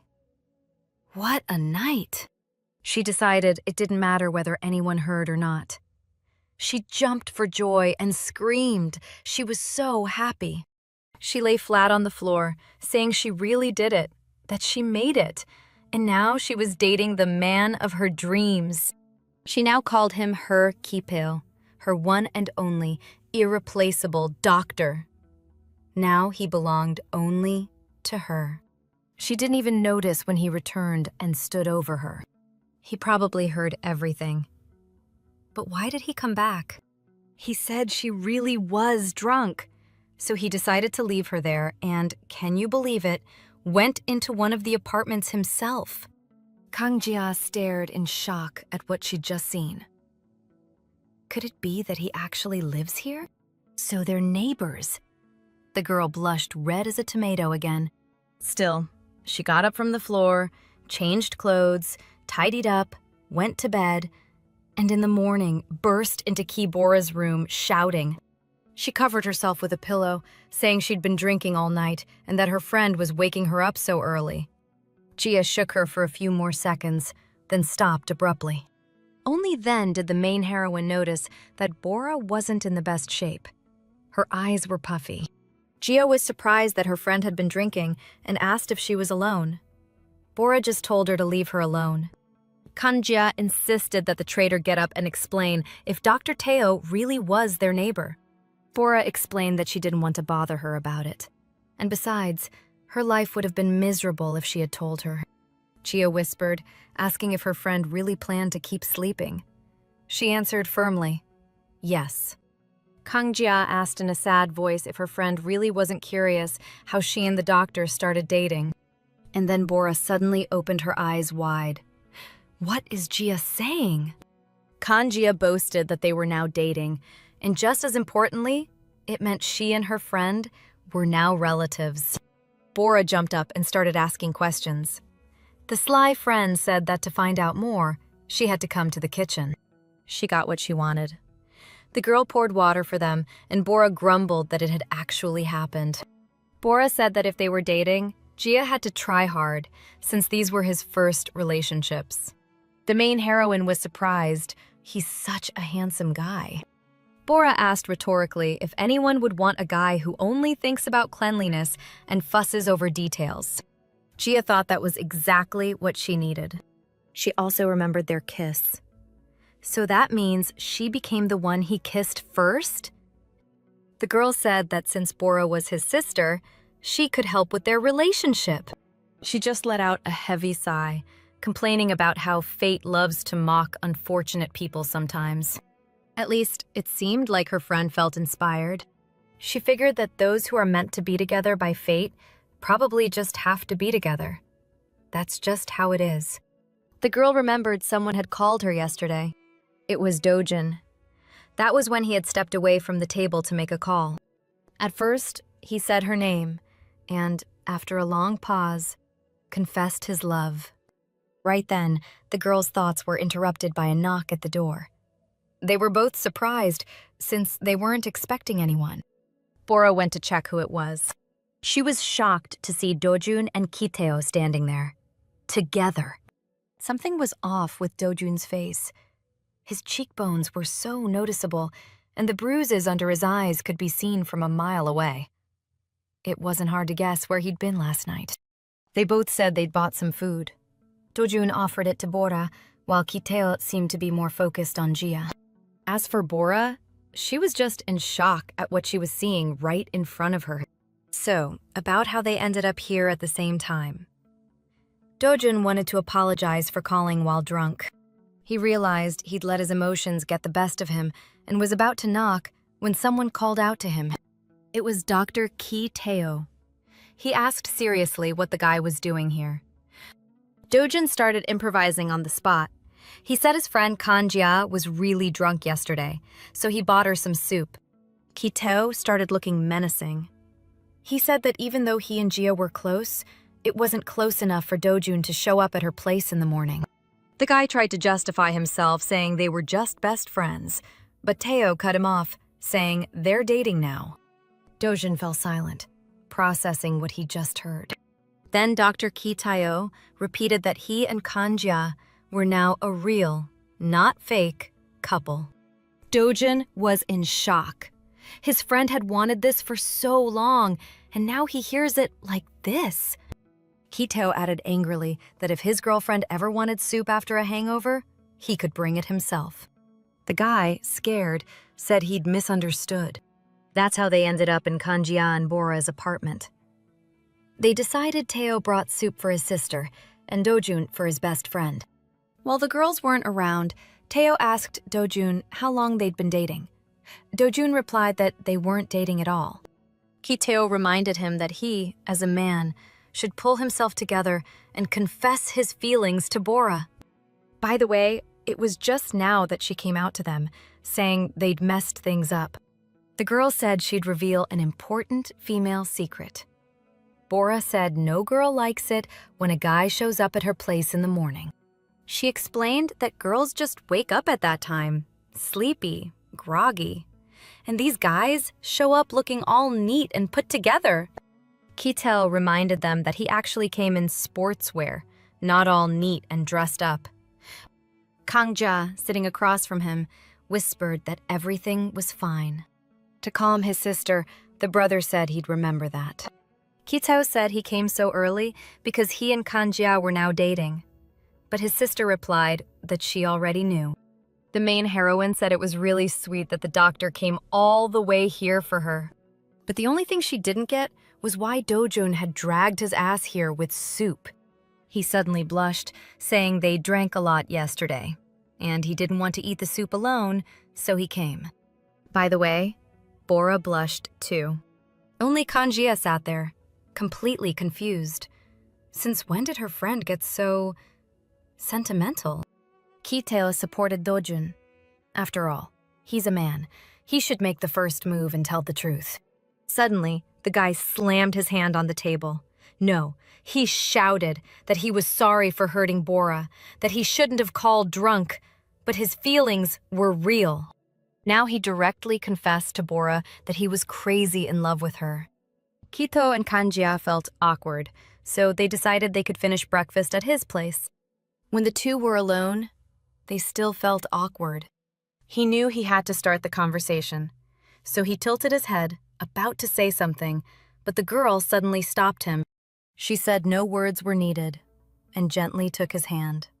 She blushed too, covering her face with her hand, and whispered that she wished they could just stay like that. By the way, the two of them also sat down at the table. The girl thanked them for the food, saying she really appreciated it. When they finished eating, Ki Tae-o said she could relax. As for Dojun, she knew he had problems with his girlfriend, but didn't think Bora was the issue. She asked how the doctor felt about Dojun's antics. He replied that the guy held his ground. She wondered what they'd been up to. Ki Tae-o guessed they were probably busy with the same things as they were. He said they were probably thinking about what neighbors do when they're alone. Kanjia imagined them alone, like kissing or smiling at each other. She almost spat out her coffee when she thought about it. Then she muttered that they were probably having coffee too. Ki Tae-o just smiled at that. Suddenly, he moved closer, sat behind her, and hugged her tight, inhaling the scent of her hair. He said it was nice. She hadn't washed her hair yet, so she didn't think so. Wanted to tell him not to touch it, but could only nod in agreement. The man guessed he probably smelled like sweat, just coming from training. He suggested she sit there a bit while he quickly took a shower. You can't go around stinking like that after all. So she was left alone, with her thoughts, by herself. She was still red from him hugging her out of nowhere. God, they were actually dating. Now she couldn't get the thought out of her head about him taking a shower. Those fantasies again. Meanwhile, while her brother was in the shower, Bora came over. She came for Kanjia and said Dojun had already left so she could head back. But she didn't catch her in her brother's apartment. The girl didn't bother. It was her brother's apartment, so she just walked further in, looking for her friend. She found her in a weird position on the couch, even asking if she was okay. Bora asked if the main heroine wanted to stay a bit longer, but she said no, she was heading home. So when Ki Tae-o came out of the shower, unfortunately, he didn't see the girl he was hoping to see right then. When she got to work, the girl ran around the hospital like a lunatic, scaring everyone around. She didn't stop running, so she was probably looking for someone. She'd already checked everywhere she could. Clearly, she was looking for her friend to either question him or give him hell. He tried to hide unnoticed. He thought maybe no one would notice him until the end of the day. Didn't want to explain anything. But luck wasn't on his side, because the main heroine actually found Do-jun and wasn't likely to let him go. She trapped him in a cage. Well, the cage was herself, actually, demanding to know why he was hiding so desperately. Of course, Do-jun denied everything, saying he wasn't hiding, but that made her even angrier. She demanded he explain what happened this morning. Her dear friend hadn't done it kindly, damn it. They went home. Gia expected to find out everything right then. She directly asked if Do-jun and Bora were dating now. But within seconds, it was like her friend had disappeared. She ran away so fast. So now the girl forbade Do-jun from moving until he told her everything from start to finish. Kang-jia guessed that they, Do-jun and Bora, had planned it. So she ran and he hid. Now she was ready for answers. Do-jun didn't dare say a word. He trembled like a rabbit, not knowing what to do. Because if he didn't tell, he wouldn't get out alive. But fate decided Do-jun needed saving, so someone burst into the room. A blonde guy came in, all red-faced, saying, "They shouldn't be doing this here. This isn't normal, it's an office." Both of them got angry and shouted that he misunderstood, talking nonsense. Do-jun even showed the middle finger. Long story short, she didn't find out anything. Why wouldn't these two so-called friends explain anything? But she wasn't alone for long, since her beloved Ki Tae-o came to her. The girl was happy to see him too. The man seemed to be hiding something behind his back. He said it was hard to find her today. The main heroine said it was Do-jun's fault, since he was hiding and she was looking. But that wasn't so important. She asked if the doctor had been looking for her, and he smiled and said yes. Kang-jia didn't understand why he'd been looking. She immediately thought the worst, like he'd changed his mind about dating her. She imagined him dramatically saying he'd thought it over and realized they weren't right for each other, so they couldn't be together. She didn't even believe it herself. She was so lost in thought that she didn't notice her beloved calling her. It turned out there was already a small gift box in her hands. The girl was surprised and asked what it was. He said he had prepared a little gift for her. She thought she might be dreaming. Could this just be another wonderful dream? But when the doctor took her face in his hands, smiled warmly, and said it wasn't a dream at all. It was all true, and she could open the package. She opened it, and there was a pretty necklace. He explained that he bought it in Baltimore. It reminded him of her, so he bought it. The man said he genuinely hoped she would like it when he bought it. Her jaw literally dropped. The girl, you could tell from her face, really liked the necklace. She stared at it with admiration. He offered to help her put it on, but she sharply turned away, took the necklace, and said she would treasure it. She blushed completely, saying she wanted to save the necklace for a special occasion. He didn't argue. It was clear she valued the necklace a lot. No problem if she didn't want to wear it right now. Ki Tae-o said it was time for him to go now. He'd only come for that reason. The main heroine shouted for him to wait. The man immediately stopped and looked at her surprised. She walked up to her boyfriend and gently fixed his uniform. While doing it, she practically melted, blushing so hard. Then, summoning all her courage, she pulled him toward her. Standing on her tiptoes, she kissed him on the cheek. She thanked him lovingly for the wonderful gift. A little later, after that meeting with his girlfriend, he joined his colleagues who were on a break having coffee. He said it was totally true, that Kang-jia had been cutting his hair herself for a really long time. The guys decided she must be skilled enough if she could cut hair. They guessed maybe her parents owned a hair salon. And it was true. Bangpal said he now understood why she went into surgery. She had very skilled hands. Dojun added that her parents were real masters too. One of the guys said he might ask her to cut his hair too, since barbershops are so expensive these days. Since Ki Tae-o was there too, he crumpled his coffee cup angrily and asked what they were planning to ask Kanjia. The guys didn't understand what had gotten into him, why he suddenly got so mad. But Ki Tae-o insisted they answer who wanted what from Kanjia. The guy said he'd forgotten out of fear what they were even talking about. It wasn't about Kanjia anymore. He and Cha Bong-pal decided it was better to leave. After all, they had surgery soon. Now only Ki Tae-o and Dojun remained. The doctor called out to Dojun sharply. He said he wanted to have a serious talk with him. Dojun thought it was the end for him. He probably blurted something out and made Ki Tae-o angry. It turned out Ki Tae-o called him to say that Dojun shouldn't get his hair cut by Kanjia anymore. The doctor said it'd be better for him to go to her parents' salon so he could support her family financially. Dojun said he understood and would do it. The doctor crossed his arms and asked if Dojun had thought he'd be asking about Bora. He got totally scared because actually he had been thinking about it. She was his sister after all. The man said he didn't interfere in other people's business because he didn't like it, and he didn't like others interfering in his. He wished Dojun luck. Leaving the office, Dojun said he'd consider it Ki Tae-o's blessing. The doctor didn't say anything else. He just waved his hand, telling him to go already. Now the doctor leaned on his chair.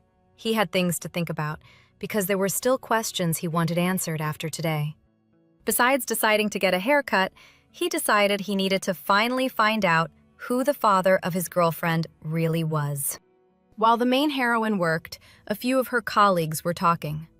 One guessed it must be like honey around here because Ki Tae-o kept showing up. They'd all noticed. The girl smiled quietly. If only they knew she was the little pot of honey the bee Ki Tae-o kept buzzing to. One guy asked Kanjia if she was really that good at hairstyling. She was surprised. How did he even know? Then the second reminded him it was supposed to be a secret. But the black-haired guy said it couldn't be a secret if everyone knew. One of the guys asked if she could cut his hair someday too, since she gave Dojun such great haircuts. Kanjia thought it was obvious. He was still her childhood friend. She told him, someday, definitely. When the guy said they had an agreement, Ki Tae-o walked in with the question, what agreement? The guy remembered he had bad memories with this doctor. Trauma, so to speak, from last time. It seemed like this man stepped out of a horror movie. Who knew what he could do? Ki Tae-o told Cho In-chol he'd just set up the phone call terribly. And now what's he doing here? Slacking off. He said he'd go fix it right away. The other friend was already sprawled on the floor. And because he was sprawled, Pak Hee-chan that is, he reminded them he filled out patient charts badly, so maybe he wanted to stay overnight and watch. The guy jumped up and said he'd check everything, just not overnight. At that moment, the two of them flew out of the office. Ki Tae-o had wanted that. Until the one who asked to get his hair cut left, Ki Tae-o put a hand on his shoulder and said it wouldn't be good if he asked anything from Jia. The man promised he'd cut the family ropes himself. He said the moment would definitely come when he'd have the chance. The guy's eyes practically popped out. He thought his authority mattered more than the money he might overpay for a haircut. And so he and Kanjia ended up alone together. She thought about how Ki Tae-o seemed like a good guy. But what a lie! He was terrifying at work. When he addressed her, Jia practically jumped out of her seat. When she approached him, Ki Tae-o suggested they go on an official date this weekend, as a couple. Of course, blushing, she agreed. Mentally, she cheered herself on, telling herself she'd finally waited long enough for this. When he said restaurant, the girl suddenly flinched. Ki Tae-o thought she probably didn't like that he picked that particular restaurant. She said it wasn't what it seemed. It's not just a restaurant. It's a super expensive one where reserving a table is practically impossible. And not just anyone can pay the bill. She'd totally forgotten that in front of her wasn't just Dr. Ki Tae-o. but the heir to a huge company. The man asked if he should pick another place, but she refused, saying it was fine, just that it was very pricey. But the doctor cut her off. There's nothing a lady should worry about. Leaving the office, he smiled at her one last time and said they'd see each other over the weekend. So she was left alone in the office again, watching him go. She suddenly remembered Bora's words when she'd said her friend didn't know what it was like dating Ki Tae because one day she'd have to become part of the family. The girl thought it felt like a dream, a really sweet dream. Except they were living in reality, and the alarm clock was ready to remind her of the harsh truth. When Bora called, the main heroine said she was like a little ray of sunshine. You know, like you remember the sun. That's your little ray. Meanwhile, Bora said they had big problems. Their parents had set up a date for Ki Tae-o. Her friend said it seemed like their mother had really pulled it off this time, arranging a meeting with someone they knew well. Even the families had agreed on everything. The girl was surprised to hear this. He just invited her on a date. She asked if Ki Tae-o knew about it himself. Bora said, of course he did. She even knows. Naturally, Kang-jia got upset, realizing she was now in the way, even though Bora had warned her more than once. While Ki Tae-o was seeing a client, the girl messaged him that she'd be spending the weekend with her family, so the reservation had to be canceled. He asked if there were any problems. She didn't even know what to say, since she hated lying. The girl decided to say she promised her brother she'd spend time with him. Technically, it wasn't even a lie. When the girls woke up, Bora was doing a face mask. She scolded her friend for falling in love without expecting it, even though she had warned her. The main heroine asked what she should do now, and Bora, of course, said she needed to put an end to it. It was easier when she loved him from afar. But Kang-jia kept whining. She said he was already dating her, yet still going on this date. She kinda understood he was that type of person. But she didn't like how everything suddenly turned into Kang-jia versus one of the richest families. Can you believe it? And she, the selfish one, thought that after Bora warned her 100 times. Her friend kept going, saying she wasn't on their level. That really pissed off Kang-jia. She suddenly jumped out of bed, showed her fist to her friend, and reminded her that she was also from the Ki family. Jia caught her so off guard that Bora really got scared. Well, what did she say? That Jia wasn't even her match? She even squeezed her a little. Of course, not too hard. At first, her friend had to suffer a little. That's how it would be fair, Jia decided. In short, when the training was over, the main heroine admitted that it was really hard for her. Bora asked if that was why her friend had canceled the date. She agreed at first, but then they both heard a message come through on her phone. It turned out to be Ki Tae-o. He wrote that he moved the date to the evening so she could play with her brother first. Their mom was surprised when she saw her daughter, Kang-jia, at the doorstep. She asked if everything was okay since she hadn't even said she was coming. The girl said she didn't need to call when she wanted to visit family. Her little brother was super happy to see her, even ran up excitedly. Jia called him her cute little dumpling. When her older brother came out, he said that Jaemin needed to grow a bit, then he'd raise him his way. As soon as he said that, he immediately got a smack on the head from his older sister, who said he should start raising him himself. The older brother said that the man who marries her will definitely have a hard time. And the younger brother objected, saying he'd marry her himself. The older brother decided this moment should be remembered, so he aimed the camera at them. Although he was filming to show his brother in 10 years, just to make him look a little silly. The girl actually played with her brother until she was completely exhausted and lay down on the floor next to him. She thought intern life had made her a bit stronger, but nope, not at all. Her little brother said she shouldn't lie down too long. He was already getting bored. The girl, barely alive, said she'd stay down a bit longer. But when she saw the time, she suddenly jumped up. The date! She shouted that she had a really urgent matter and ran to get ready. The older brother said it seemed like Jaemin had been left alone. He'd have to play by himself now. But that wasn't the case. Mom quickly took his phone, holding it like a yogi holding, well, like he had nothing in his hands. She told Jaemin that if his sister had things to do, he still had a little brother to play with. Mom looked angry.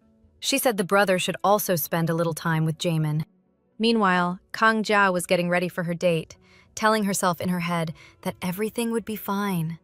She'd been in love for so long. She needed to be more decisive. She dressed beautifully and decided that starting today, she'd give it her all. She quietly slipped out of her room. Only Jaemin noticed, since he was sitting facing her door. She quietly motioned for him to be quiet, not to tell anyone. Her little brother said, "Sis, you look so pretty." And the older one hissed, "The rabbit thief's been caught, and the game's over." But the little one didn't want that. He loudly protested, saying he still wanted to play. Meanwhile, Ki Tae-o was already waiting for his princess.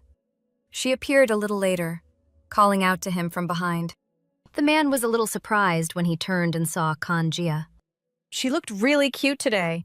Her outfit, light makeup, accessories, all perfectly matched her natural beauty. Even Ki Tae-o admitted she looked incredible. He actually said she was beautiful.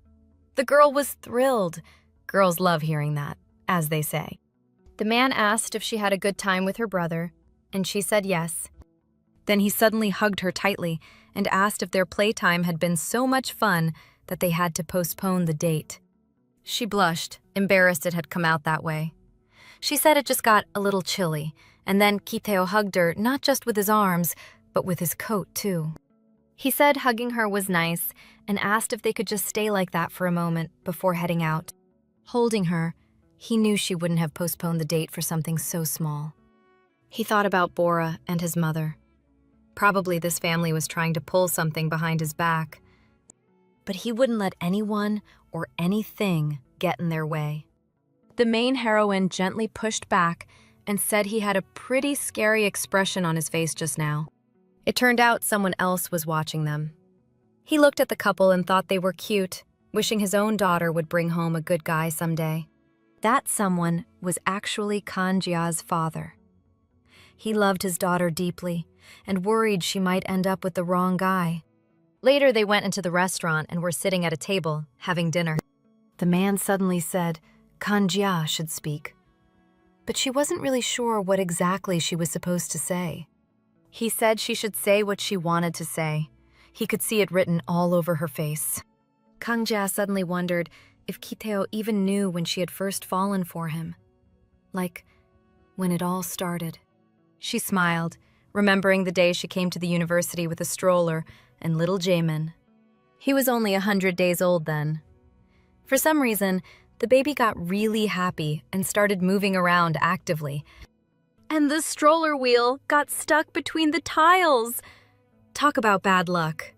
Really bad luck. She didn't even know how to get the stroller out herself. Then suddenly, someone appeared from behind. It was Dr. Ki Tae-o. He rolled up his sleeves and said he could help with the stroller. The man was strong, so he quickly handled the small problem. And the baby loved it. He didn't even look back then, but she bowed and thanked him for helping. She didn't know anything about him at that time, but she suddenly wanted to be closer to Dr. Tae-o. That's when she first fell in love with him. And now she had a little worry. She asked seriously but firmly if he had really agreed to go on a date with another girl. He wasn't even surprised by the question. He said firmly that he hadn't agreed to anything. She, of course, didn't doubt him, but she exhaled in relief, though how could he say it so casually? Suddenly, she thought of something, and sharply, with a surprised look, lifted her head to him. She asked again if he really wouldn't go anywhere, even if the family argued. He smiled and said that his girlfriend was right there in front of him, so there was no reason to go anywhere. She was so happy to hear that. She smiled and blushed. The man let out a heavy sigh, thinking about his sister, Kibora. He apologized to his beloved for having to suffer because of his family's problems. Kang Jia said it was nothing, that she should actually apologize for sitting there on their first date with that kind of expression. He just smiled poked a piece of food, and said she should eat. It tasted even better because it was given by the man she loved. Since it was so cute and romantic, she suggested they do the same, so she could feed him too. He didn't refuse. He took her hand and guided the fork to his mouth. The girl practically jumped. She was shocked. He also enjoyed the food even more because his beloved was feeding him. Later, they were served ice cream. The girl was thrilled, almost melting. It looked so pretty, she didn't even want to eat it. Kang-jia decided to at least ask how much the dinner cost. When the man started adding it up, she got scared. And when he gave the full total, she was completely shocked. She thought it was unfair if he paid alone, so she suggested splitting it. The man said he'd already paid, so it was too late to think about that. He also reminded her about the ice cream, since it would melt. You know, she kind of forgot that they came from different worlds, probably because she'd been spending so much time with rich Bora. And now, the thought that this might all be a dream just wouldn't leave her. Could it ever really end? She sure hoped not. Suddenly, she jumped up and turned to Dr. Ki Tae-o. She promised him that while they were dating, she'd do her best not to let silly thoughts bother her. Basically, she didn't want to regret anything later. She also asked him to tell her if another girl came along, someone he might feel he had to or wanted to marry. The man promised he absolutely would. He intertwined their hands and said he had one request for Kang-jia in return. The man kissed her hand and asked her never to listen to anyone else when it came to the two of them. He wanted her to trust only him, nobody else. She looked at him, enchanted and a little surprised. Then she smiled happily, her cheeks flushing, and she promised that from now on, she'd only listen to him. When the man drove her home, she gave him a kiss on the cheek before saying goodbye. They held hands like the happiest couple in the world. At first, they just silently looked at each other. Then she said she really enjoyed today's date, that she was glad they spent time together and talked about everything. The man replied that the feeling was mutual, gently cupping her cheek with his hand. After that, he pulled her close and kissed her forehead softly. Now both of them were blushing. She stood there while Ki Tae-o drove, and he could see her in the rearview mirror. She quickly got distracted when she heard someone behind her, a familiar voice asking what was going on. It was her brother, and she practically jumped seeing him there so suddenly. What was he even doing here so late? And he was standing there with such a smug expression. What a little troublemaker. He managed to freak her out for no reason at all. Who even does that? Anyway, they got home, later went to bed, and morning came. The main heroine yawned. Her little brother wished her a good morning, and her mom was cooking something. She asked why she didn't see her father. Mom explained that he had some important order, so he went to work early today. She sat at the table and said, "This is ridiculous. Calling someone to work this early. There must be some emergency for him to be up at this hour." Then her brother woke up. He happily sat at the table, saying breakfast looked amazing, really good. He sat next to the little brother, pointed to a spot on his cheek, and told him he had to give him a kiss there. It's hard to say why, but the first thing Kang-jia remembered was kissing her beloved on the cheek yesterday. Probably her brother told the little one to do it on purpose, hinting that, "Yep, I saw everything." She suddenly coughed, and Mom, who had just sat down at the table, asked why he suddenly wanted a kiss. The teen said it was someone who taught him to do that. Before he could keep talking nonsense, she shoved a piece of food into his mouth, just to make him shut up. She said she loved her little brother a lot, so she decided he needed to eat more and talk less, just to stay healthy. The brother wasn't happy about having chopsticks shoved in his mouth, but the revenge was deserved. He didn't understand what was happening. He poked his tiny lips with a finger and asked about the kiss. A little later, while they were sitting in the living room eating apples, Mom shared that Dojin's mom had told her that the guy had found a girl for himself. Mom asked if Gia knew about this herself. She smiled and said she kinda did.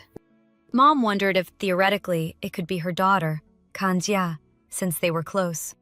Of course, the girl said, "No way. Nothing to do with Dojun, just friends." Mom sighed heavily, saying it was a shame Dojun wasn't her chosen one, because, in her opinion, he was #1 on the list of possible suitors. The main heroine couldn't deny that her friend was a really great guy, but that was exactly why they were just best friends. Mom said she understood, but wondered if it could be that her daughter already had someone. She pretended not to hear at first, then explained she didn't have time. She was, after all, a doctor. Relationships? What are those? Her brother, who had just walked into the kitchen, sarcastically said, "Exactly. Of course my little doctor sister doesn't have time for that." Mom looked at him and said it would be good if he drank milk from a glass, not like that. When the guy didn't listen, he got a scolding from his sister again, and he even choked a bit on the milk. The girl smiled and said that Mom asked him nicely to drink from a glass, but he didn't listen, so consequences. The guy fell to the floor coughing and told the girl she was treating him badly. She only loved Jamin. He wanted to tell Mom that she always teased him. Even just now, she hit him. But he didn't get the chance because she stopped him. She suddenly grabbed him by the neck and said she was just teaching him to behave. Go to lessons sometimes.